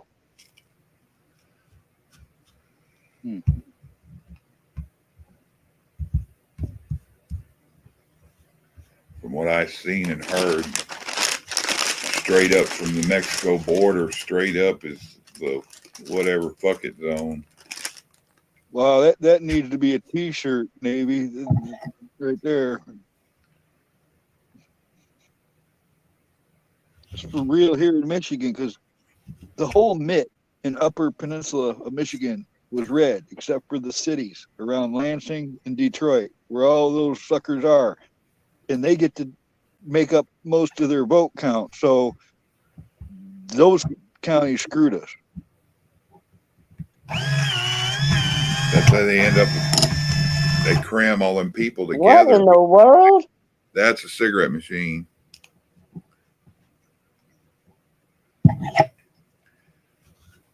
That's why they want to conglomerate on all these cities and put all these people in there. But like the votes really matter. But they go, well, I have a population of X, so. By more of a jokingly way, but when I was called a damn Yankee for going down south, they called you a GD when you moved in down south. Yeah, when you stayed. Yeah. I just didn't want to. I got called that more than once. I'm like, hey, I got here as fast as I could. Right. Well, like I said, it was more like a ribbing. They didn't really take it serious. I even walked in the hollers and nobody messed with me. Everybody liked me. I moved down here when I was in the middle school in the 7th or 8th grade. So that was after the 77 blizzard up, 78 blizzard, whatever it was they had up there around Cleveland, Detroit, all that bad shit come down. And we moved down here after that because Dad was in shitty shape with arthritis and stuff, and he just couldn't deal with them winters, even if he stayed in. And we made it to here, and I think they were on their way to Arizona or New Mexico, and he had friends that lived here by Shreveport or in Shreveport, and that's where they ended up looking and staying. There's a lot of stories about people up here in the north that moved out to Arizona and talk of this dry heat that was healthier for them, and that they attribute it to adding years to their lives for living out there. Yeah, arthritic, people with heart and breathing problems, and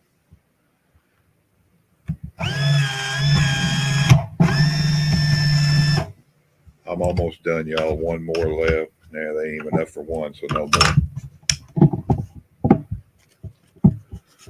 Tell St. Peter at the Golden Gate, you just hate to make them wait, but you just gotta have another cigarette. Smoke that cigarette. I got this thing for Vicky. She don't like it, so I use it. And she uses the big square top one. This electric one's kind of funny. If you put too much to where it would pack good, it binds up and sometimes don't want to fully go in. But I'm getting better at it now, or they're loose. Yep, that's me. Michigan is FEMA 5, but it's not just Michigan. There's a little more area around there for FEMA 5. Let me see. I'll put a map up. See if I'm not even gonna look through my shit. I got it, but I'm not digging there again. That's like collecting too many memes and then trying to find the one you're looking for. And I put it in the general thing, so there's videos, memes, and pictures all together. That's how a guy ends up with 35,000 images. Yeah. Hey, Dad. Make some more. You want? I don't. Yeah, I guess maybe a couple. How many? 2 is a couple. Nice to meet you, Shireen. Dishwasher. So I can put them other dishes in there. I think I got bit some in my butt. Let's see. I'm inflated. I can add it here. Go to here. It's going to be up there in just a second. Let's see where did it end up. Didn't end up there. Yorga. How long did you put them in there for? 7 or 8 minutes. What temperature? 375. That's not going to show up. That's why it's wrong. Let's see what it show up as. Come on. Come on, sit here. Jeff B. Holy cow.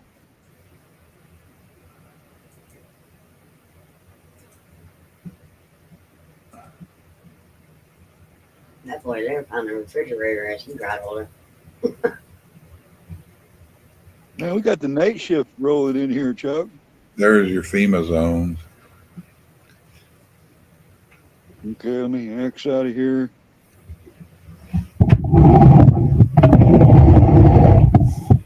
Okay, so no, it doesn't. I mean, because West Virginia and Virginia are both in the same zone, so it doesn't go. It doesn't honor the Mason-Dixon. I don't think so. Go look. Dad.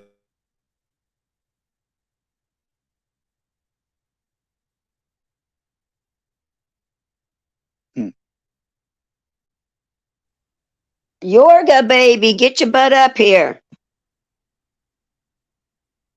Yeah, the panel's too quiet. We need somebody like Yorga that talks a lot. I'm just messing with you, Yorga. Yeah, well, I'm in zone what? 6, region 6, Texas, New Mexico, Oklahoma, Arkansas, and Louisiana. Lisa, you said you're in 4. Yep. Carl in 5. What's Come sad, on, Yorga. Zone 6 is the biggest area. It's kind of scary. So 5, 6, and 7 are the. Mom, Jesus Christ! I keep fucking.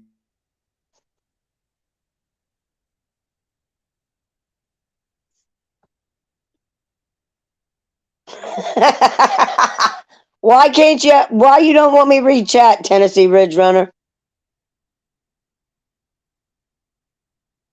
That's like that Streisand effect. That's a challenge. I told you he was going to try and blow up that keyboard.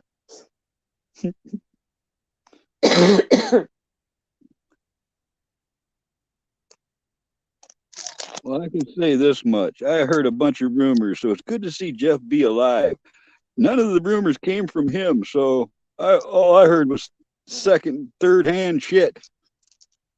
But if you never got shot, that's a good thing to know, Jeff B. Seen a lot of people say prayers for you. If you did get shot, I hope they worked.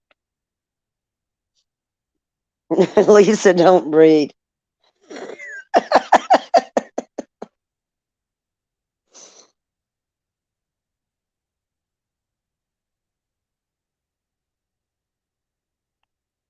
All right, Tennessee, I'm closing out chat just for you.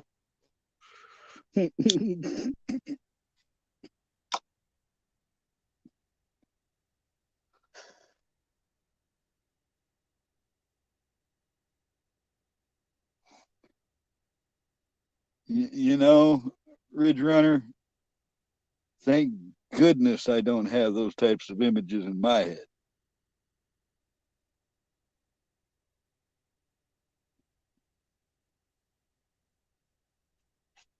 What happened to Yorga? He said he was coming up here. Did he get lost?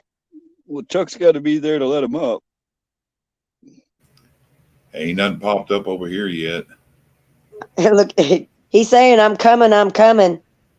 No, you ain't. You're just breathing hard. We're awful. You're getting old. You're getting slow in your old age there, but come on, Yorga, find the right button. Probably trying to get to the top. I might have to drop the damn StreamYard link again.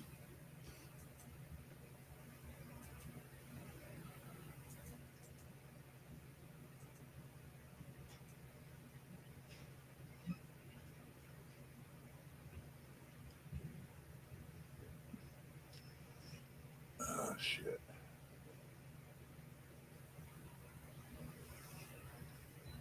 I meant to go look up the word psychobilly. You might be scared of what you find when you type in that. It's some of that old, like, heavy metal music, and it was on from, what was it, the Stray Cats sort of fell into that, Adamant. I was going to see how far back it went. Oh. I'll get to it. I'll remember. Sometimes I just sit there and Google things for an hour or two. Windows 65. Do what? Hey, Hawk. Hey. What's up, Hawk? What's going Hey, on? Hawk. How's everybody doing?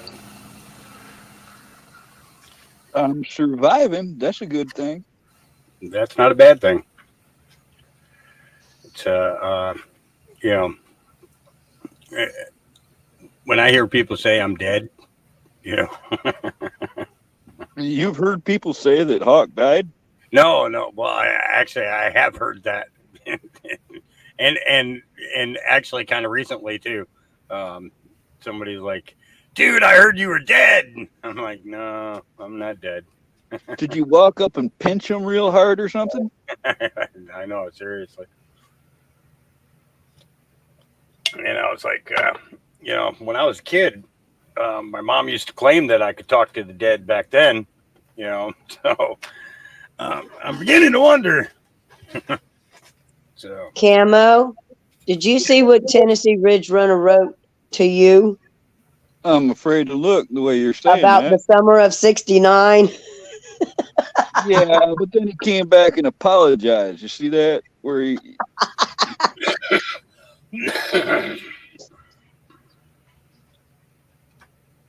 I think he's grossing himself out. well, he's still got that picture of Maxine Waters that's floating through his. Yeah, you're not much righter than him, are you?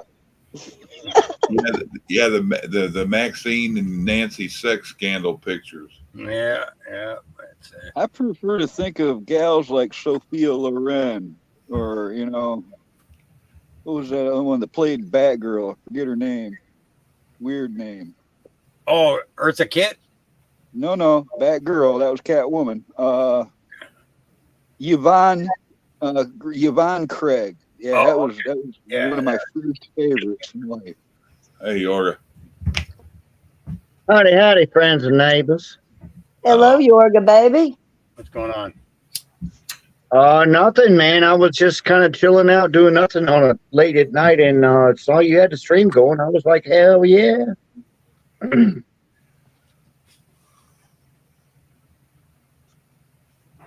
How's everyone? Okay, so RSO can be stored in the refrigerator. Yeah. And as long as you keep it in the fridge, it's good forever. It doesn't go bad. It's a pure extract.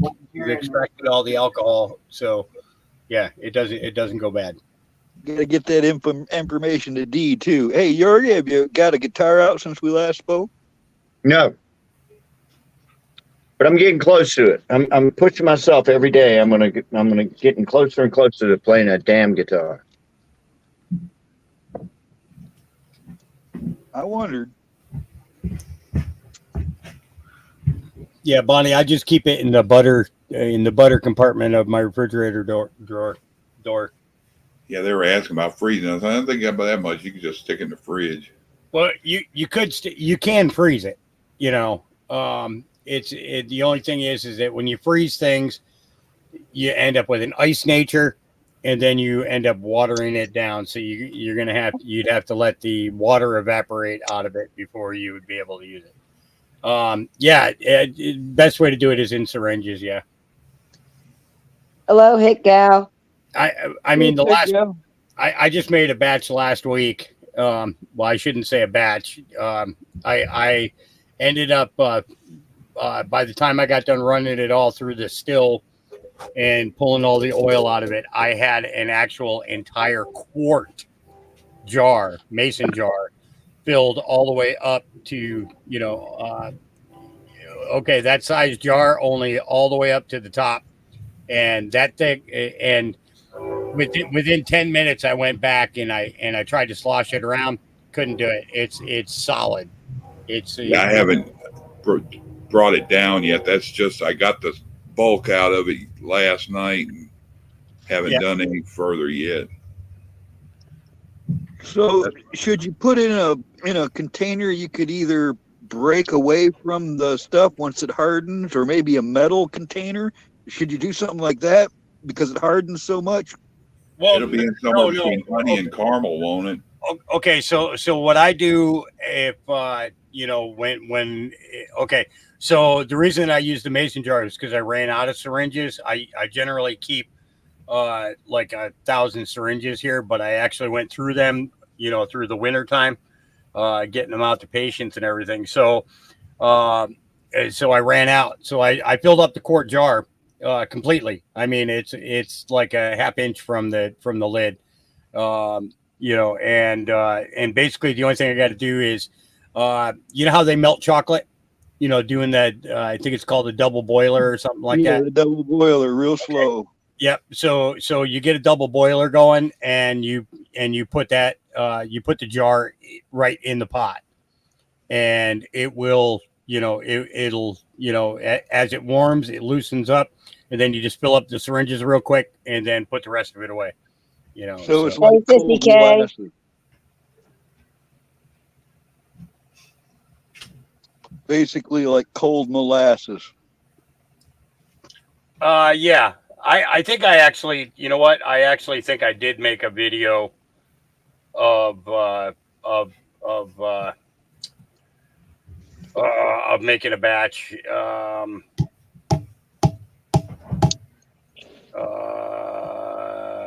But it's on my phone. What made me wonder, Hawk, is like pine pitch. If it's at a certain temperature, you can shatter it. Yep. Some resins, it'd be easier to chip it off than it would be to carve it out. That's why it made me wonder. That's what my buddy told me to do with this. He said, get you some wax paper, and he said, get it warmed up, pour it on that wax paper and spread it and stick it in a freezer and then just shatter it. I'm like, that'd be too big. Yeah, I did make one. I just got to send it to myself, or I got to upload it onto the computer. But I did. I did a short video of how to do it, but everything was a mess when I did it. I mean, it's a big friggin' mess. I'm figuring I'll be close when it gets between caramel and honey, huh, Hawk? What's that? When it gets between caramel and honey while warm, I'll be close. Yeah. It's well, you'll know because you'll see major bubbles of the alcohol cooking off. When the bubbles come to a stop, it's done. Then you just have oil, and this is the thing, Chuck. It doesn't take a whole lot of it. You know what I mean? It sounds just like potting a guitar pickup, believe it or not. I kid you not.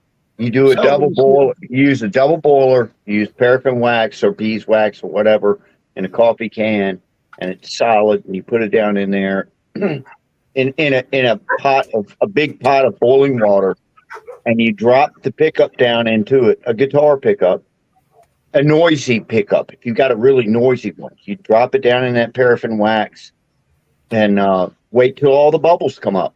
All the bubbles come up, and then you cut the heat back a little bit. Wait for it to, not get solid, of course, but get a little bit thicker, and then you pull it out, set it on a paper towel, put it back in your guitar, and it doesn't make any noise at all. Yep. What's up, Keno? That's cool. It's called potting a pickup. It's called potting a pickup. And I bought a $4,500 guitar a couple of years ago, and it's very vintage. And Chuck knows the one I'm talking about, that 59 SG, which there's no such thing. It's a 5961 Fatneck SG anyways. As soon as I got it from Gibson, the pickups were noisy as hell. I had to pot both of those pickups, I really did. $4,500 I had to do that shit. A lot of people anymore after that noisy pickup, ain't they? They want to get retro back to it. The thing is, they made it exactly like they used to, and sometimes you get noisy pickups back then. So, How many companies made pickups? I remember DiMarzio's and humbuckers and stuff, but there wasn't a whole lot back in the day, was there? Hey, Lisa Parker. Back in the day, hi, Licia. Back in the day when I was coming up, which was in the 70s, you couldn't buy any off, like, what do you call it? Like any sort of like custom parts for your guitar. You couldn't even get the regular parts for your guitar. You couldn't, it just wasn't around. And DiMarzio was the first one to come around with like hot rodded pickups, so you could drop into your guitar. To this day, I'm still a DiMarzio guy. The original pickup they came out with back then is the one I use and everything still to this day. Yeah. But you couldn't get you could get any kind of part you want now, but you couldn't get any of that shit back then. It was hard to get good strings. Hello, Keno. Even in the 80s, that's like when Eddie Van Halen made Frankenstein. That was what he tore apart 3 or 4 guitars to make that, didn't he? Yeah, he did. He was a hack. I tell you. Gina. I gotta. There you go. Okay. Let me see. How do I make this thing full screen? Is there a way to make it full screen? I do it here, and then you hit. It might be full. Oh, okay. That's what it was. It was on your end. Okay. All right. So here we go. Sissy.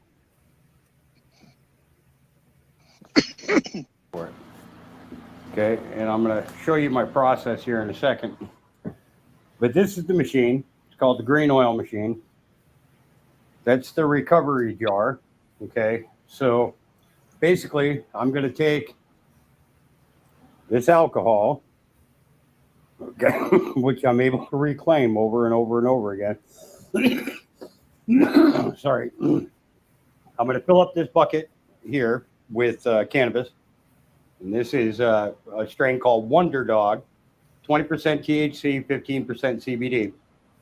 And then I'm going to pour the alcohol in there. So we'll be back with you in a second. Okay, so here's the 5-gallon bucket. Now, you notice I left like 1.5 inches on the top. Okay, and this is packed pretty tight. Okay, I'm pushing down on it. It doesn't go down any farther. Okay, now this is some alcohol that I already recovered. It just so happens that I had to make a funnel in order to be able to get it in there. So give me a second to get this thing off of here. Love doing stuff like this. It's the idea of how we're able to save a life, okay, and defeat cancer. Okay, so I'm going to take this alcohol here. I'm going to make sure I saturate the entire top here, because I don't have enough to fill up the whole bucket, unfortunately. If I had 5 gallons of alcohol here, I don't know what I would do, actually. Okay. And the idea of it is, okay, so that's 1 gallon. Okay. Now I'm going to take and I'm going to swap this here real quick. So give me a second.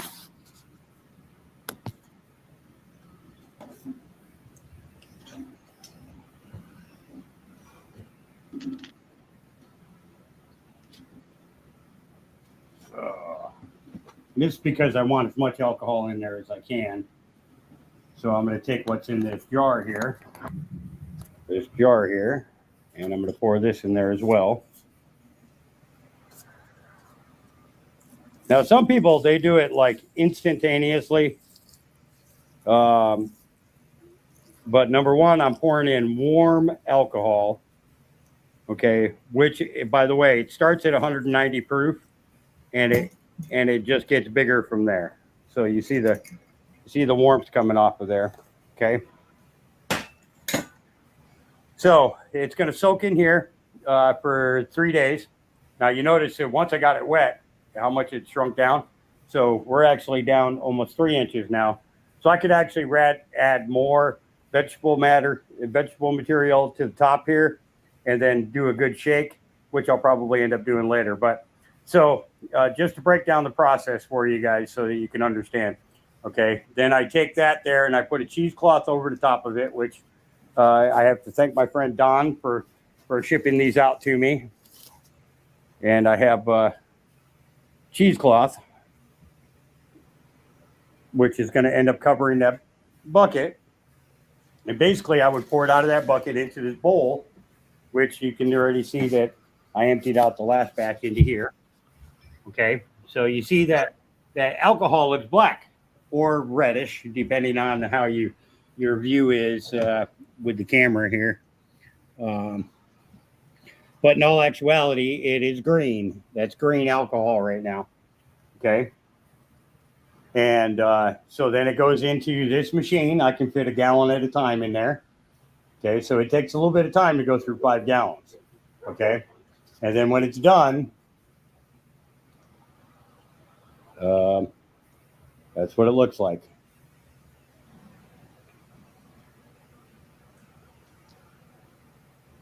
The black goo. That's what I call it, the black goo. Okay, and that's still a little bit of alcohol particles are still popping off on there because it evaporates. So by the time I'm done, that jar will be filled, and that will be enough for a patient for about 2 years, if not longer. Actually, it would probably be 3 or 4 patients with enough medicine to kill their cancer, so, and that's how I do RSO. Okay, that's it. Bye.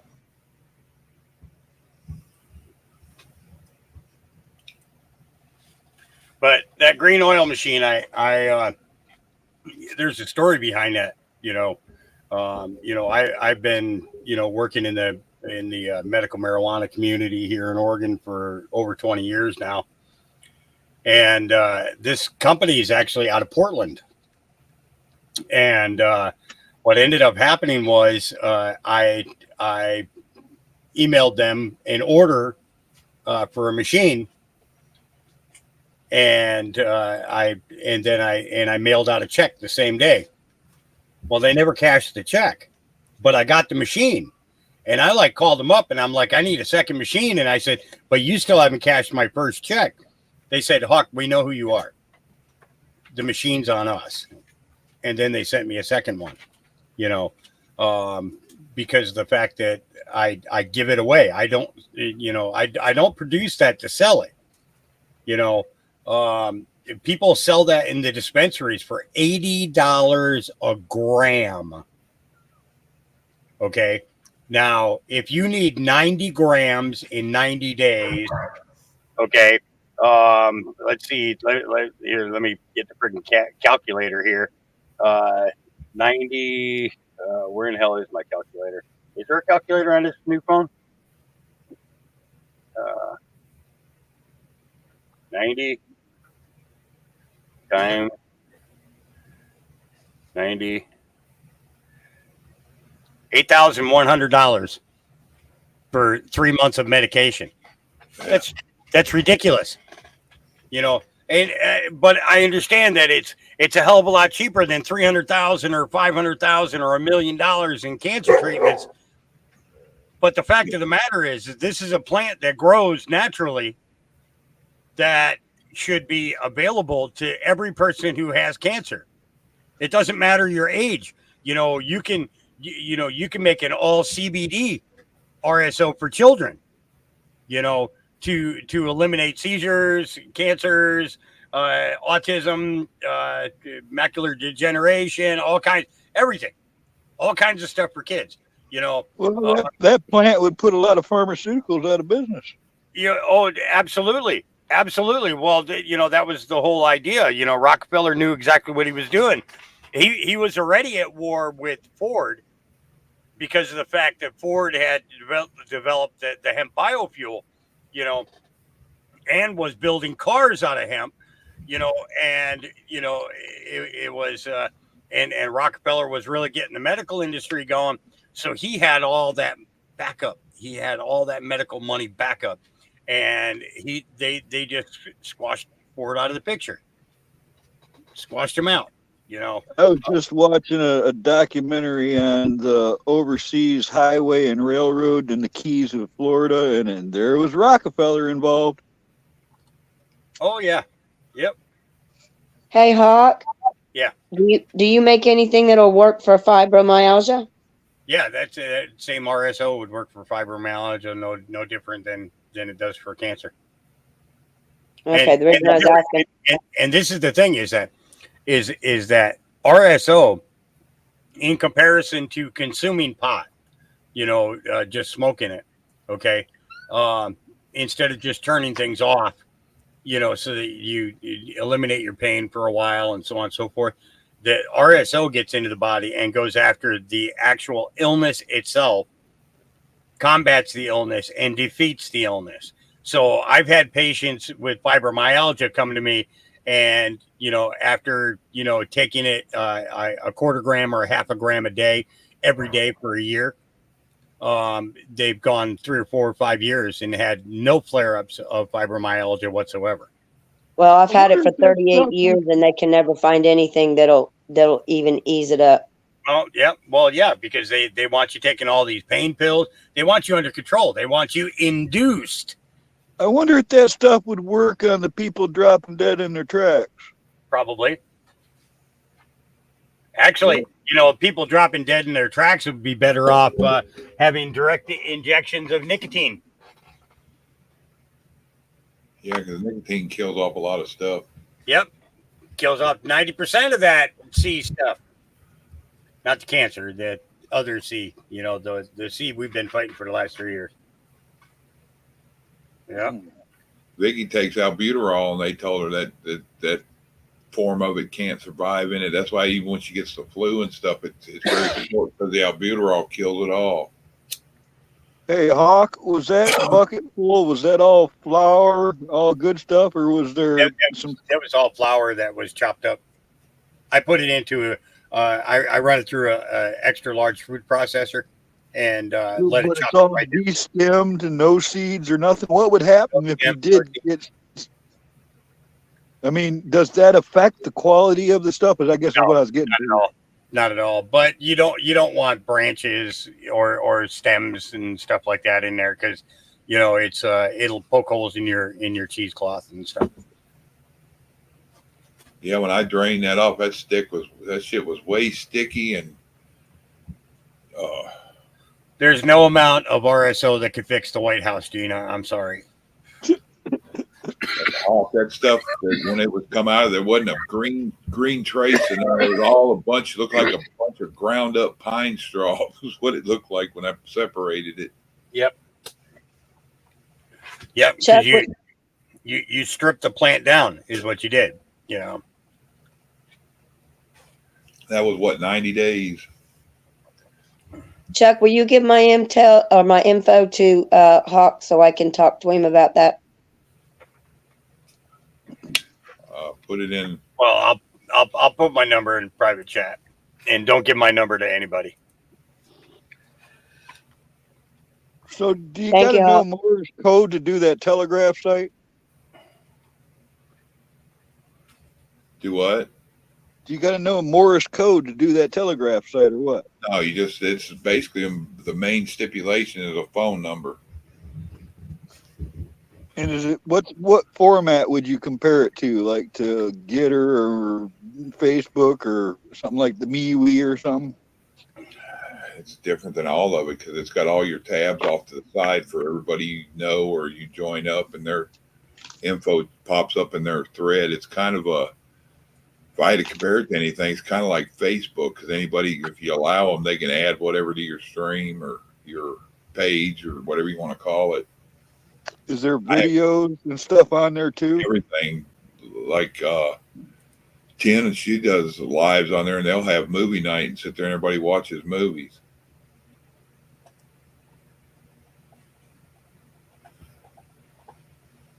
Have to check that out. Hope my phone can handle it.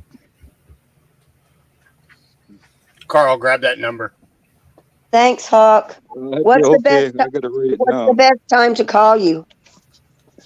After 9 a.m. my time, West Coast time. Oh, I'm in North Carolina, so you're what, four hours behind me? 3 hours. Yeah, 3 hours, yeah. So, yeah, so noon time for you. Okay. Yeah, but by 9 o'clock, I've had coffee. If I haven't had coffee yet, you don't want to talk to me. I can understand that. I'm that way with Pepsi. Just let me get my Pepsi in me and I'm good. I have no idea how to message you, Faith. All right, Hawk. I got an email of yours too for contact somewhere. I forget what it's called, but I know it's you when I see it.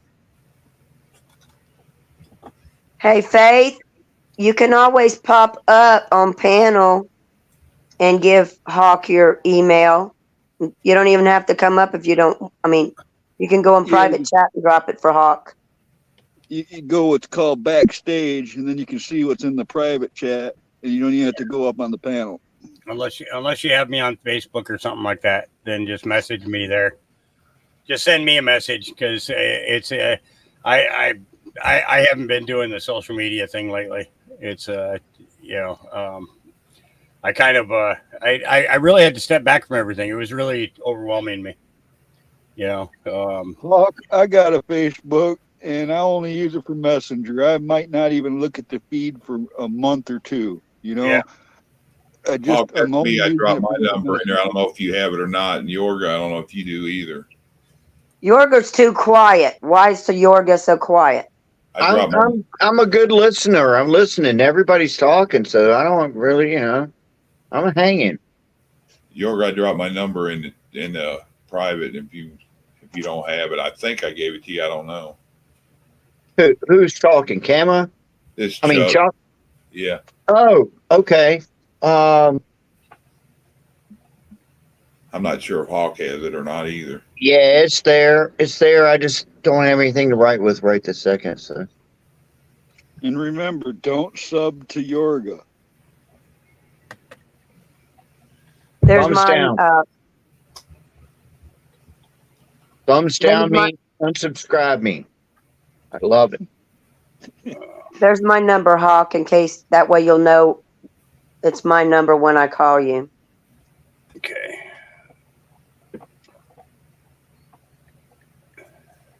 Faith, you click this, it should bring you up to the back room at least where you can talk in. Yeah, that's all you gotta do is punch that little thingamadoo, and next thing you know, you're up here. You can chat in the back room, and if you don't want to come up, just say it now, and I won't put you on the panel.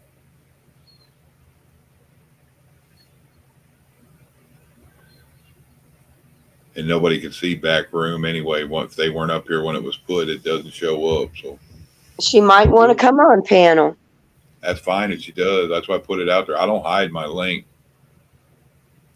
unless I'm getting bombarded. We don't know it's a she. It could be a he that identifies as a she. Try not to show my link in public, Chuck. All right, Faith. I'll watch for that.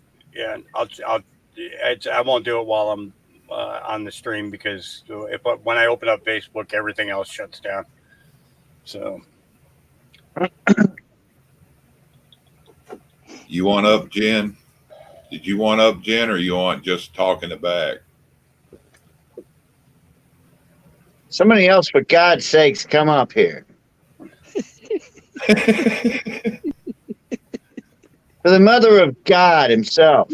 come up. Oh, she did. Okay. All for his kingdom. Oh my gosh. I hope I wasn't blasphemous just now. I wasn't. I hope trying to- she smacks the yeah. I know. I getting smitten. Smited. Watch out for those rulers. Hello, sweetie. How are you doing? Which sweetie are you talking to? Me. All for his kingdom. Oh, the other sweetie. Yeah. Good to see you. I'll be right back. Love you, Yorga, baby. I love me too. Is she on? Is her mic mute? Hmm? I don't know if Might she's be. talking. All for his Sometimes kingdom. you got to jump down and come back to get your mic to work too. Yeah, You got to do to the who to the what to get your mic to work. exactly. Who, what, when, where, how, and why? It's an adjustment. Okay. Yeah, drop down and come back, baby. A little bit later, baby. Make your microphone work. Yeah, I'm stuttering. See, now you're gonna make me smoke a bowl. Dang nabbit! I was trying This to. is a real cigar, believe it or not. Now, how did we make you do that? Because he's sitting there smoking that thing, looking like he's smoking a roach. It's not. It's a real cigar. I know, but I got this full pipe. That's just how Yorga smokes his cigars. I've had this full pipe sitting on my desk for like an hour and a half, 2 hours, and I was avoiding it because I was trying to. I was doing some electronics and stuff, and I needed to finish doing that before I could come up. And yeah, it's like okay, now I'm gonna. Now I have to. You having generator You guys hear issues? me? Yes. Oh, there we go. Yes, there we go. How you guys doing? Good. How about yourself? Wonderful. I left you a message in private chat. Oh, did you? Oh, I'll have to look here. Let's see. Oh, okay. Let me see. I feel for you. Thank you, sweetie. Oh yeah, you could use some salve because that is that's external on the leg, right? Yeah. Okay. Yeah. So when I okay, so basically you need a salve that actually has both THC and CBD in it. Yeah, I've used these salves and it's not really making it go away or anything. It'll come to like a scabbiness and then lighten up, and then it just will not seem to heal completely. So you could actually use RSO as well. So basically the discovery that Rick Simpson had with his product was he would actually put it on the cancer cells on the skin and then put a bandage over it for 4 days and not get it wet. So even if you're taking a bath or a shower or something like that, you don't take the bandage off and you don't get it wet. You keep it, you keep it dry. And on the 4th day, he would pull off the bandage and it would be gone. Just gone. Completely gone. And I've seen it work with a lot of people, especially a lot of people who deal with being in areas where it's so hot that you can't go outside, with long sleeve shirts on, so they were getting the skin cancer all over their arms or on their face or their neck and stuff like that. And it does, it works. And it goes after those cancerous cells and that bacterial and eats it away, yeah, absolutely. But I'll send you an email. It'll come from my Proton mail. I'll send you an email and actually I'll redrop my my phone number into the private chat here for you. Appreciate it all. Yeah, and then and like I said, just call me between 9 in the morning and 9 at night. and we'll see what we can do for you. Thanks, Hawk. I appreciate it so much because I have no way of accessing it. Or Dee was trying to show me how to make it and told me to talk to you about how to make it, and I just I'm a total totally fish out of water doing that kind of stuff. I'm not somebody that. There's actually a couple of videos on how to make RSO out of out of just regular kitchen appliances. There are a few videos up on YouTube that show how to do that. There was one really, really good one that was on BitChute for, I think it was like 3 years. It was up on BitChute, and then it disappeared because there was some medical complaints made against the guy, and it was through the lawyers of this medical firm that got this guy into trouble. But he had, he showed exactly how to break it down for a poor man. So if all you had was a saucepan, this is how you would go about in doing it. But working with the machine that I have, it's a lot safer, because the alcohol vapors and everything go up through the fan and get liquefied and drop down into the alcohol jar. So when I'm in the room working, I'm not dealing with a whole bunch of alcohol evaporating fumes, and it really just, it just makes it for a much safer environment, Right. Yeah, it's let's see. I'll drop my email into the here. Hey, Hawk. Yeah. That little girl that you used to talk about all the time that you helped that had the seizures, is she still doing really well? Yeah, she hasn't had a seizure in a couple of years now. Awesome. Fantastic. What a blessing. Yeah. Praise God. Yeah. And the thing is she hasn't been on any medicine, even the RSO, in over a year. So we were making a CBD. It was a CBD RSO, and it was made from a strain called Lucy's Lion.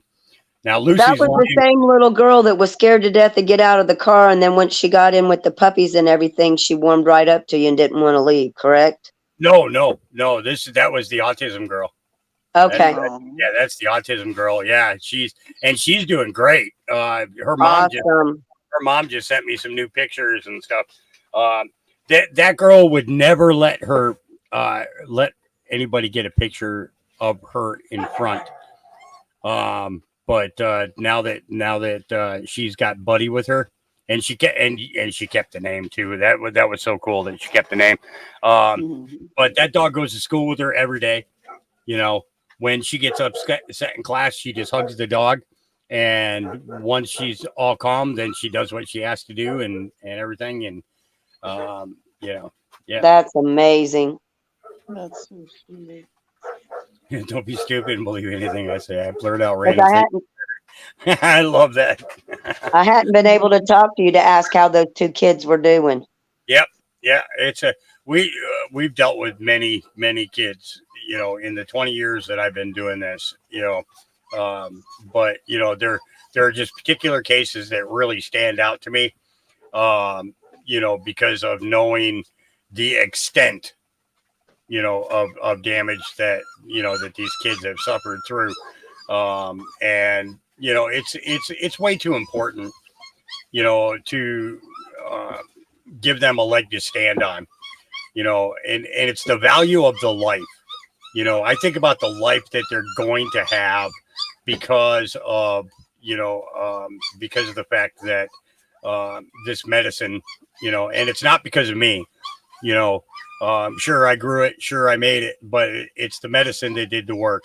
And that's where the credit goes. It goes to the plant. It's an amazing plant capable of doing things that we never dreamed possible. Well, God knew what he was doing when he made that plant to start with. Really, every plant. It's just that some men abuse it. You know, that's where the problem is that people abuse. It's you know, that's no different than. Oh, hang on. I'll be back with you guys in a second.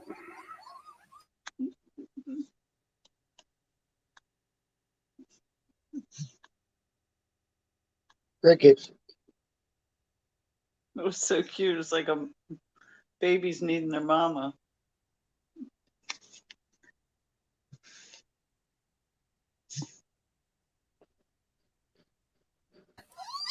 Yeah, that's exactly what it is. They're only 7 days old. Yeah, all my dogs are looking at the phone like, why are there puppy crying coming from your phone? Yeah, 7 days old. Yeah.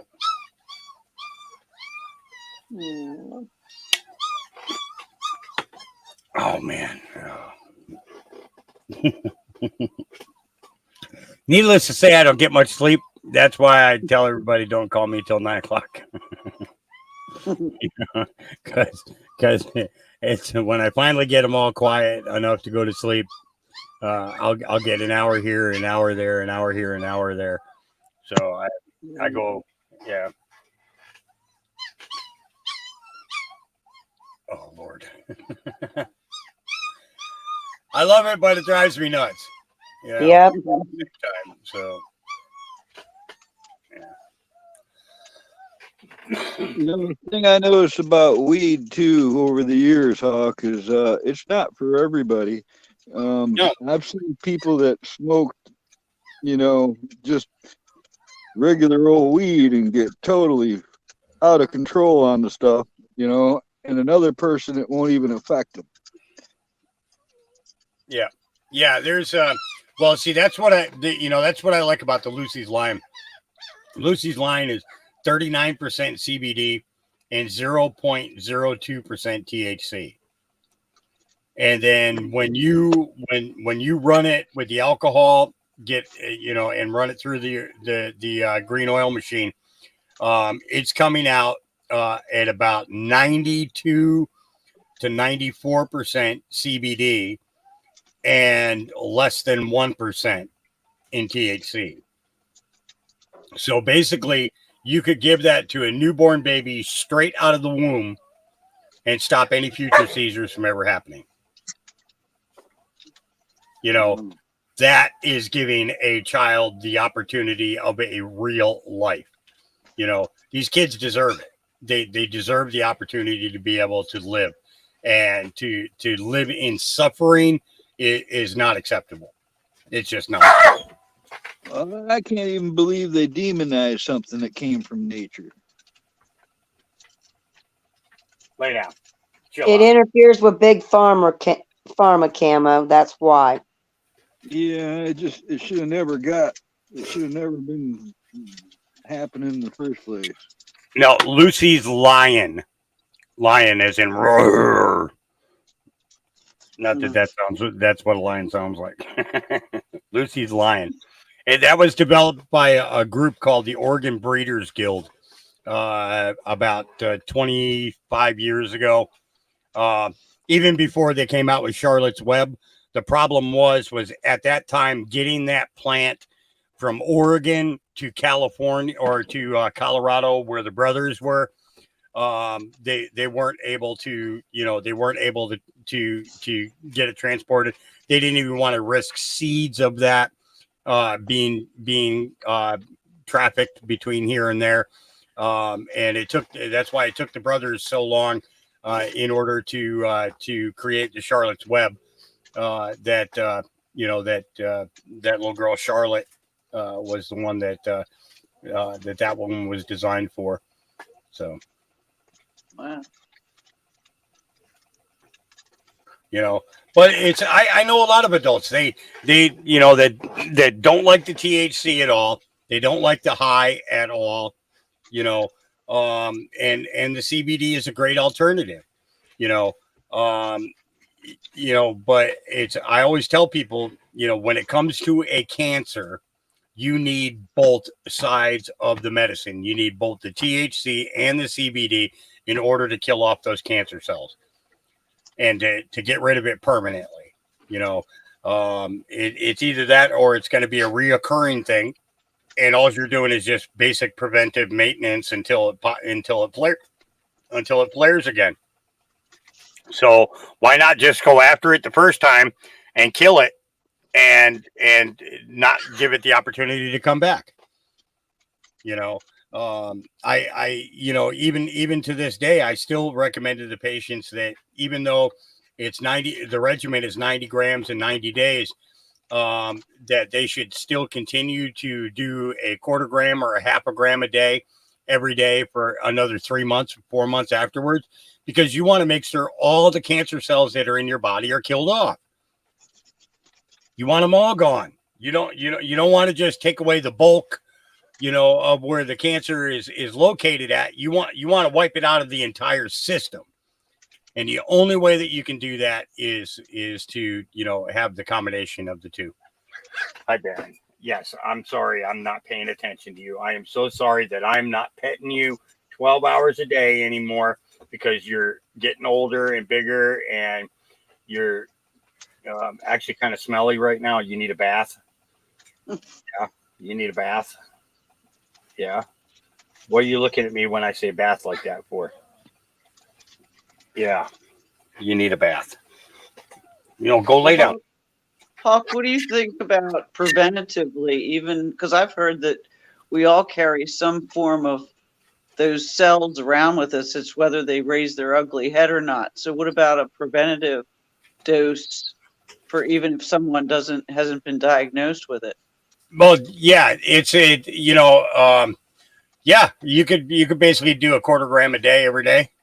And the thing is if there is something in your body, it's going to tell you. Right. It's going to tell you that there's something going on with your body, and we're going to fix you. It's like this. I have people tell me, well, when I smoke pot, it makes me go to sleep.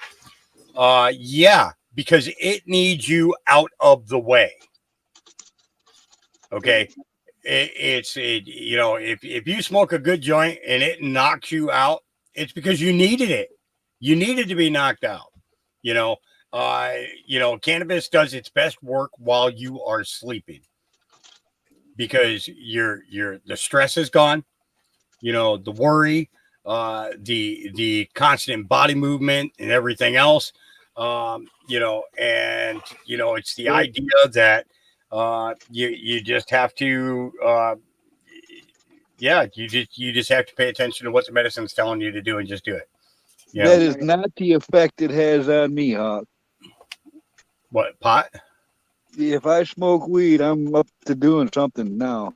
Oh yeah. Well, there's and I know a lot of people like that. They actually use it as fuel to get them through the day. It's they draw energy from it instead of being knocked out cold. And part of that is okay, those little aches and creaks and everything that you establish and build up, in age wise, as you get older, it can actually take those catalysts away that stop you from being able to go out and do farm work or going out and cutting down a tree or going out and doing some building and stuff like that. Well, I was going to because I know I've told you this before too. If it was that bad for you, I would be in trouble. I've been smoking that stuff for over 50 years now, and I don't have any medications. I don't rely on anything like that. I haven't been to a doctor since 1984. All right. And that was just to get a needle out of my foot. It makes me wonder after all these years, if smoking that stuff didn't do me some good. Yeah. Yeah. Faith, you can just, it's the idea that, first, when you're talking preventive maintenance, if you're somebody who suffers from fibromyalgia and you're affected by it maybe 3 days, 4 days out of a week, then getting yourself on a regimen of doing like a 1/4 gram a day, quarter gram is like taking, 2 Oxycontins a day. The difference is number one, it's not addictive. Number two, it's better for you, and it's not just going to attack the pain that you have. It's going to get to the nerves that are damaged that creates the fibromyalgia. And it's also going to get through the bone layers, because, they're beginning to find that with fibromyalgia that there's actual, internal bone density issues. Exactly. I have one other question for you. I've got a knot growing up my spine that they say is muscle tissue and arthritis. And if it reaches a certain point, I have to have back surgery. Would this that you're talking about for fibro actually help? Well, yeah, it would, but you would also want to make a salve. Now Dee makes a salve that it's all CBD. Right, I've got some of her salve. I do a THC and CBD salve. And because of the fact that it's it's being put on externally, so it's not going to absorb into your urine, for so like if you had to take a pee test or something like that, you wouldn't have to worry about it. Now, however, I do tell people that after you get done, rubbing it on, wipe down your hand, wash your hands, don't be touching your eyes and things like that. And if you're getting ready to go in and get a pee test, don't put the salve on just before you go do the pee test, because more than likely it's going to be on your hand. If you get any pee on your fingers and it drops down into the bottle or the cup or whatever you're peeing into, then it'll come up with THC, Will it also help with a neither wanting to do surgery that's bone on bone? Oh, absolutely. Absolutely. It will actually begin to constitute now a salve. The salve made properly can actually constitute growth of cartilage and remove water, and give you the ability to rebuild muscle structure around the areas that Those are the two surgeries I keep putting off. Mm-hmm. Yeah. I think that's what in the Bible, when they talk about ambrosia, I think that's what they're referring to. Yeah, it's the idea that all these natural medicines were put on this planet for a reason, but we're not allowed to use them because Rockefeller said no. Because he's got this pharmakia, pharmakia it actually goes down into breaking it down into the throughout many books in the Bible, it talks about pharmakia and the evils of it and the sorceries of it. Yeah. And the thing is we have natural medicine here that God put on this earth for us to use. And as long as we don't abuse it and use it properly, we can have long, happy lives out of that. Because Big Pharma killed my daughter. I know you heard of the Ephorol. Yep. Yeah. Yep. They gave her 900 cc's of it. Yeah, that's not cool. No. This is beyond petroleum-based shit. That's what they want you to treat you with poison. Yeah, and the thing is when we're doing an extract of cannabis, what we're doing is we're actually pulling the oils out of the plant instead of out of the ground. And those are natural oils that it's no different than peppermint oil or mint oil or all these arnica oils. All these different flowers and plants and everything all produce different types of oils, and these oils are used in their proper form can heal something with the human body. Well, the reason I asked is because a lot of times if I'm not careful, my knee will pop and give out on me. Yeah. That's why I was curious. Last night when I squeezed that stuff out, Hawk, everything about me, and especially my mechanic hands after 35 years, felt awesome. Yeah. Slept like a baby too. I guess that alcohol had absorbed that in. I was sticky. My hands were still sticky this morning, and I washed them about half a dozen times.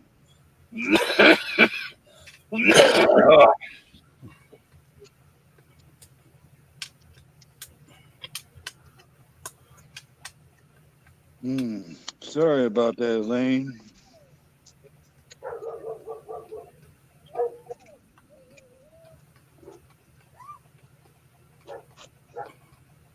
Hello, Awakened. Well, Guardsmen, we're all here for if we can help any way. It's mostly words and knowledge, though, but or wisdom, not knowledge. Maybe both.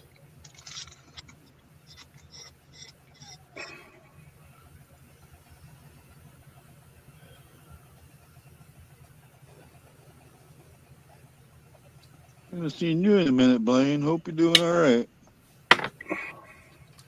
Yeah, when Hey, I was going Guardsman on them. to start a pot of beans and let them simmer since I'm up, I didn't realize I grabbed a 4-pound bag of beans and was going to do half. Figured I'd make a pound pot. I ended up making a 2-pound pot.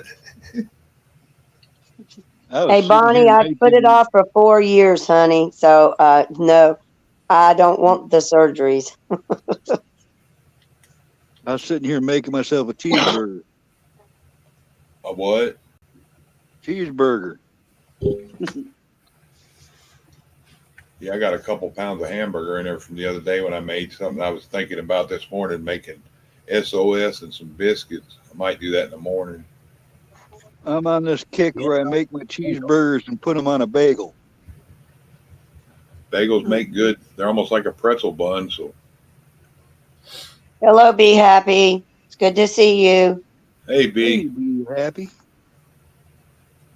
That's the most positive person I know right there, being happy. If you want to be happy for the rest of your life. Yep, that's your. Is that your phone, Chuck? No, that's Hawks. That's mine. I thought I had it. I was trying to turn the volumes down so that wasn't doing that. And I think I turned down. Oh, okay. Notification part. There we go. Okay, now it won't be so loud. Sorry about that, guys. Bonnie, beans with like 1.5 pounds of bacon in it. I put some pico that I had left from making guacamole in it, a bunch of onion and garlic, and I used a whole thing of vegetable stock that I had in there to give it water. So everything I'm putting's got flavor to it. Added maybe half a quart of filtered water. I've gotten so used to using that water out of that Berkey I made that I don't even tap water for washing stuff anymore. Hello, Deanna. There she is. There's D. Apparently, D. That stuff will last forever. Yeah. See, I'm not going to tell anybody that because of the fact that where you are and how you get it to them.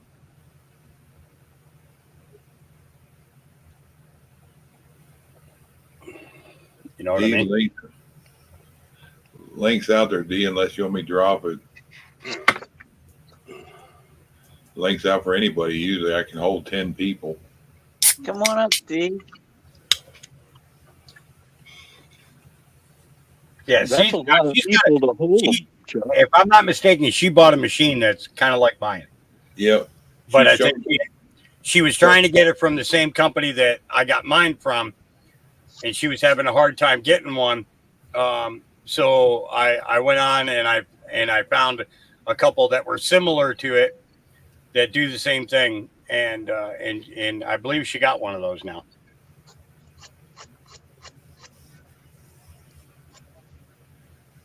Yeah, she was showing the tar residue in the bottom of it that she had left. She said that some of that RSO kind of stuck. There's like a little bit of alcohol in there and something, it'll loosen up.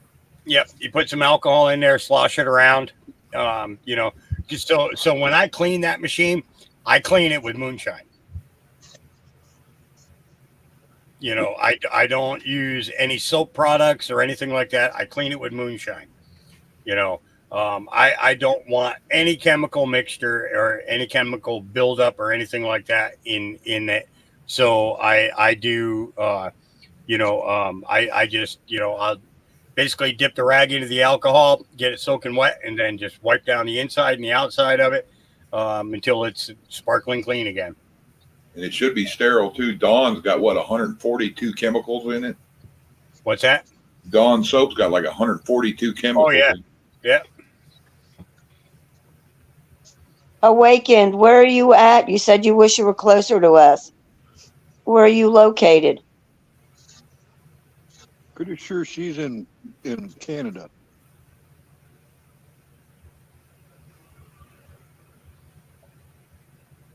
You don't want to use rubbing alcohol. That's not good for you. That's okay. So isopropyl alcohol.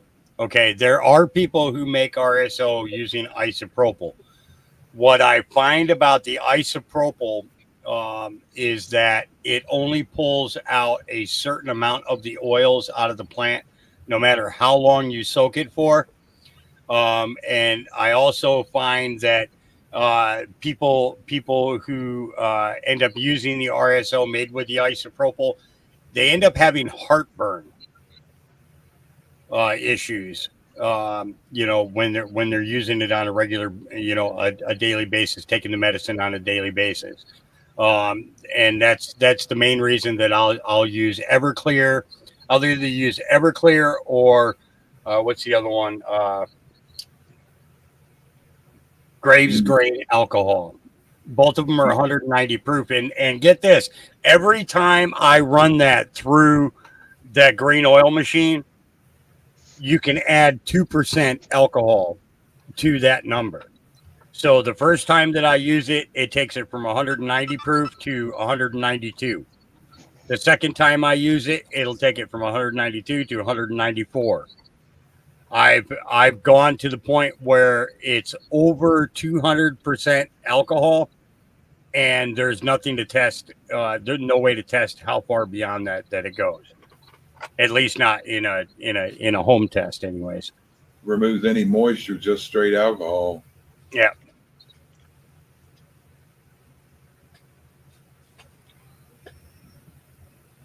We lost somebody. Yorga. Where did Yorga go? Maybe that guitar was calling his name so much you went to go play it. That's a possibility. The cop showed up. Yeah, the bad thing about isopropyl too, it's not palatable. So yeah.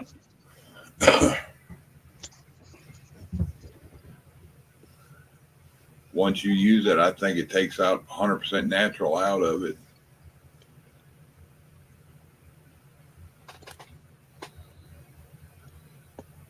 Yeah, tonight's the quietest I believe I've ever seen Yorga. That's a good point. He was either smoking a stogie or a blunt, so he might have got tired and chilled. Ooh, now I want to listen to Neon Nights.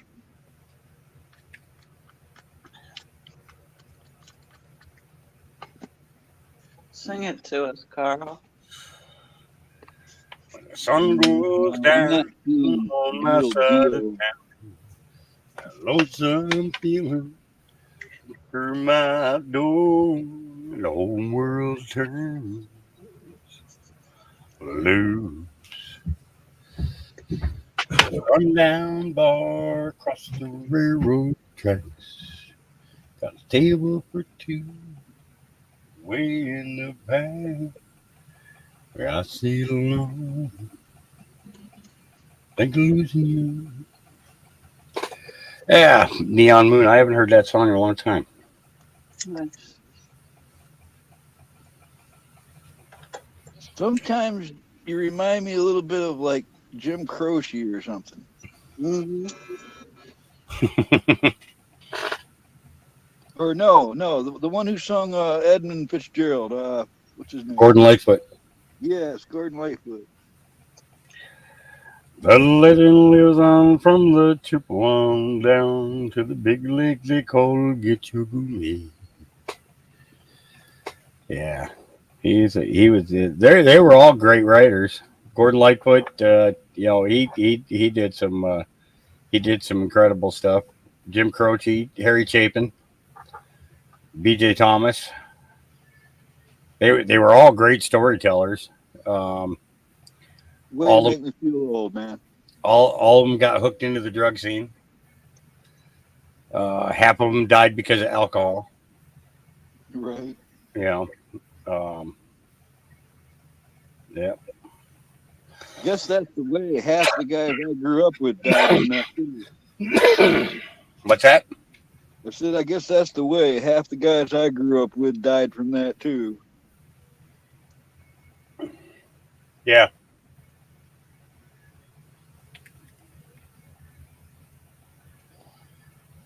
Who's cracking you up, Faith?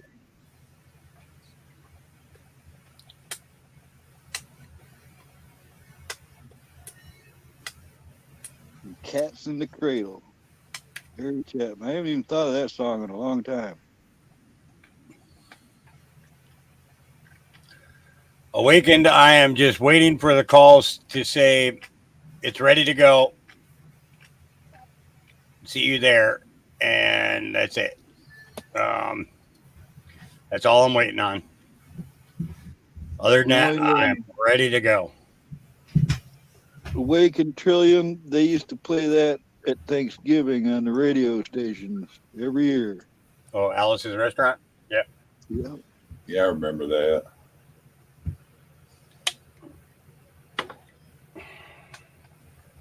I cannot tell a lie. I put that garbage there. They used to have an old thing back when I was a kid called the Jamboree. It was Keithville out there in Louisiana. It was a big old barn, and they'd have basically like it was a roadhouse like thing, but they didn't have beer or nothing in there. But it was, I seen Ernest Tubb there, and I don't know how many different ones. I lived real close by it, so every fucking Saturday, my little 12, 13-year-old ass was up there. And I don't want a pickle. When you live out in the country, your forms of entertainment are limited when you don't drive or have a ride. So yeah. Was it limited or was it better? Probably better. I didn't get in trouble till I got into towns. Yeah, because I was always fishing, doing that, I worked at a stable, learning to break horses and stuff. So I know they should have left me on the farm. I knew it then.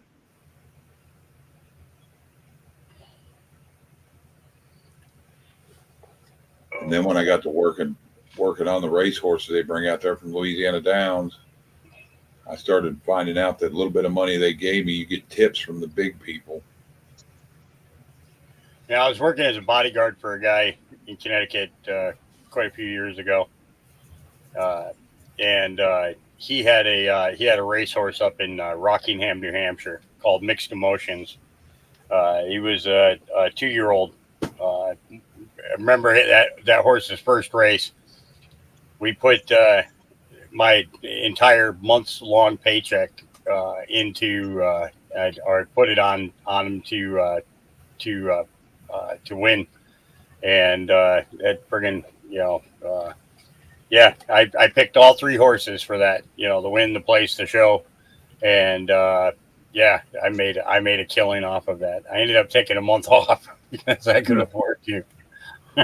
You bet on the horse because you knew the horse? Yep, I bet on the horse because I had been out to the training facility and watched him run, and it was named Mixed Emotions because of his reaction to crowds of people. He was a horse that was confused by people cheering him. And yeah, he was a fast pony. He ended up going to Belmont. If I'm not mistaken, it was about 4 years later. He raced in the Belmont Sweepstakes and won,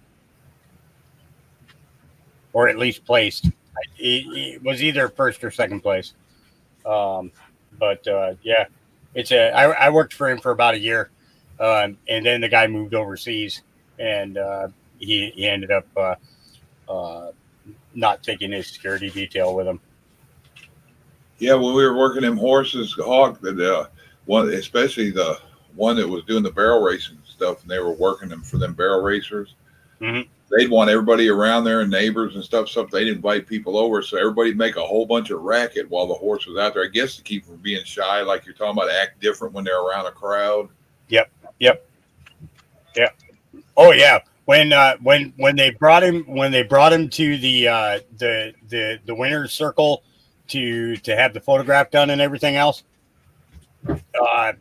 we literally, the security, the entire security detail, there were 12 of us, we had to push everybody back, at least 30 feet, because the horse wouldn't even step up into the area there where they do the photographs and everything. It was kind of crazy. But that guy, the guy I worked for, it was Dan Quinn.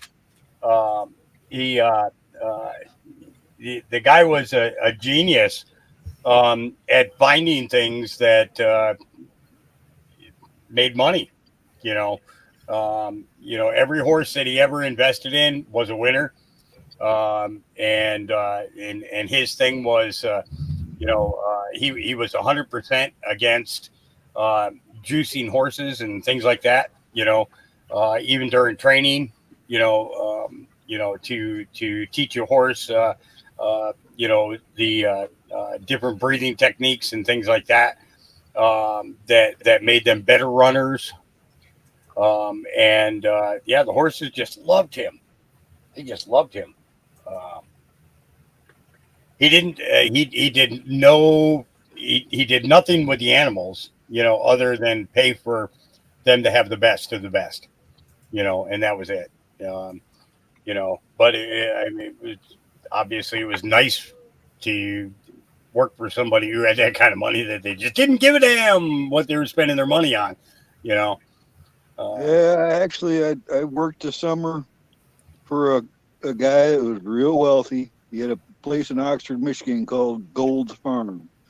And while I worked there, I had a big, nice apartment, and everything was pretty grand there. But those horses got nothing but the best, and they were really not around people very often. There was a whole bunch of racing horses in that place that you took them out separate from each other. There were maybe the owner would show up, once a week or something, but those horses spent all their time with us, Yep. With the trainers, it was, yep. We used to go to the stables, and we'd be there for 3 days, and I didn't get my own hotel room. I slept in the limo. Hey, Jay.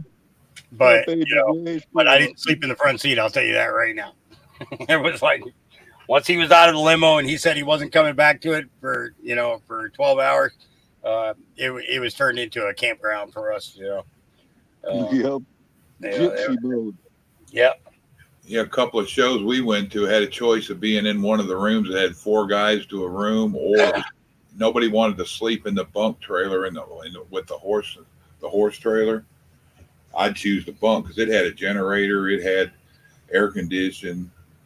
Yep. And turn out that noise and you don't hear any noise outside. And didn't have to cuddle with anybody. Yeah. Come on up, Jay, so I can pass you this. Here, I'll drop the link if he wants to come up or anybody else does. Well, I'm just calling out the people I know come on panels. It's pretty rare somebody we never seen on a panel before comes up. Yeah.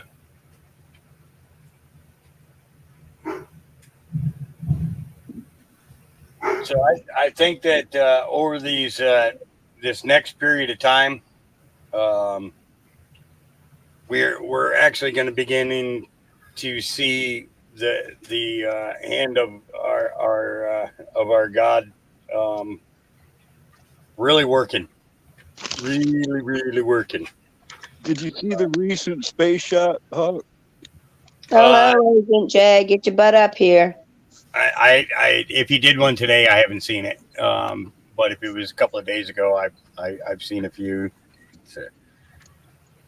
I try to stay up, on everything. Today's game we know was really good. So was Space Shot. So now I'm gonna have to go watch And We Know. Yeah. It's things are getting a little more intense. I have to agree with you. He had a good one the other night. He interviewed a pastor. Yeah. Yeah, you see where T-Man got taken down right after they started that prayer vigil? Yeah. Yeah. They don't take it down because they're talking shit. If they're saying anything you don't want you to hear, that's what they take down. So if that tells anything to anybody. And the thing is they're going to start running into problems because the way that the hearings and everything are going, it's clearly showing that these companies were involved with interference of our last selection. Yep. And was our government. And well, that's what I mean is, but it all came through a corporation, the way that it's happening. And the thing is the CEO, the former CEO of YouTube stepped down because they became aware that there was going to be hearings coming up involving YouTube. That's right, YouTube. We'll see you in Washington, D.C. for the congressional hearings because you're coming up real soon here. Oops, did I say that out loud? Yeah. Oh, yeah. And the thing is this is the thing is what people don't take into account is this. All of these companies and all of these people who work for these companies that have pulled all of this stuff for the last, 3.5 to 4 years, and I have no idea what noise that is. Sounds like somebody's eating potato chips. It's me closing up a bag of giant popcorn. It's giant alien praying mantises eating their lunch. Okay, I knew it was something. But the thing is what these companies should be thinking about is not so much as to what Congress is going to do to them, but what the American people are going to do to them. And they better start thinking about it real quick, because let me tell you, if you came to me for a job and in your resume it said you worked for YouTube or you worked for Google or you worked for any of these other corporations, the first thing I'd be telling you is pound sand. I'm censoring your ability for a job. Get out. Yeah. Sorry about that, Hawk. The dogs found my popcorn bag. No worries. Yeah, it's like when FTX happened. When FTX happened, they nabbed that guy. I'm like, yeah, that's going to affect some bank that he's tied to, and then turn around now the bank, Silicon Bank, now it's tying back to FTX. I want to know why he called Maxine Waters Auntie Maxine. She's probably behind a lot of it. Oh yeah, all them photographs and parties and everything else that she was at. Yeah. There you go. Get money from depositors, gamble it all, pay yourself a huge bonus, lose more money than your bank is worth, and then you get bailed out by taxpayers. And the thing is these guys should be facing criminal charges. Yep. That should not be something it shouldn't be some white collar crime. That right there should be these people need to see jail time. They need to go to prison for this. Period. Faith by nature, that is awful sweet of you. You don't want nothing, do you? Worse than bank robbers, because they're the ones that you're trusting them when you bring your money there. Yep. Yeah. I Yeah. haven't done Sorry. that all I'll the never time. use a bank again. Never use a bank again. I'll go and get one of them prepaid debit cards, put as much money on there as I need to spend, and that's it. That's as close to a banking as I'll get. You know, it's just a quick and easy way of paying bills online, you know. And when the card runs out, you throw it away, boom, it's gone. It's there's no, you know, no paper trail, no nothing, you know. That's me. I I got got cash. to pitch something to you, Hawk. I got to pitch this to you. I might have mentioned it, and I mentioned it of other places, and people like the idea. What about weed coin, where we take like a gram of weed and press it in a heavy duty press, wrap it like a chocolate coin, and it'll be our currency. You either smoke it or spend it. Huh? Well, the problem would be is if there was ever a fire. If Well, there was then ever a you're fire, happy. it would never Then you survive. just get really happy. It's- If it's on fire. Hey, Clayton. And the thing is there's no insurance nationwide that will cover cannabis in any way, shape, or form. They will cover hemp to a certain dollar amount, but won't cover cannabis. Yeah, but have you seen a pothead a few days after he hasn't had any? He'd probably give you like a Toyota or something for a couple of them coins. It's true. You could barter. See, Jay's in. I'll take 100, please.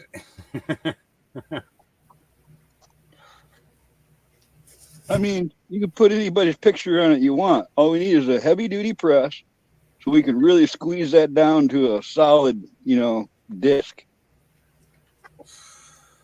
Hello, Clayton.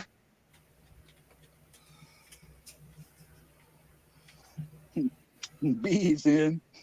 What time is it? Dang, it's midnight already. Dang. I got to get to bed, guys. It's It's 2:12. 3:15 here. Yeah, I got the puppies. I finally got the puppies quieted down. 50 coins and a dozen tacos. So I need to get some sleep while they're asleep, or I'll If never. this ever happens, will you guys just remember I thought of it? Yeah, I'll remember. I'll remember. All right, guys, I'm gonna boogie. You guys have a great night. It was good seeing Thanks, everybody. Hawk. Good to All see you, right. Hawk. God We'll bless talk you. to you guys soon. All right, be good.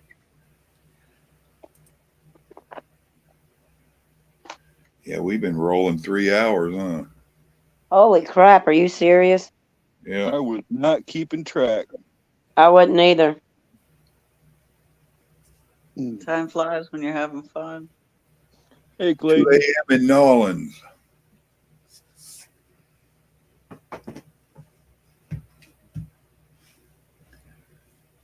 Yeah, Clayton, it's 2 a.m. here in East Texas, too. 420. It's 3 something here. Yep. 3:13. Yeah, hey, guys, well, I'll roll out then. Everybody go to bed. I'm going to watch my beans a bit and find something to watch and just put it on a simmer. I can't believe I didn't look how many pounds were in that bag. I thought it was a 2-pound bag. It's a 4-pound bag. You just sound a little bit like Boomhauer. Say it all over again. I said, yeah. I said, I'm going to go ahead and cut it, I guess.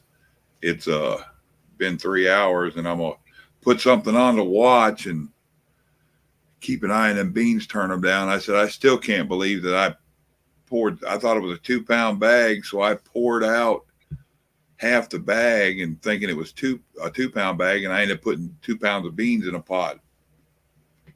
Ah, fuel.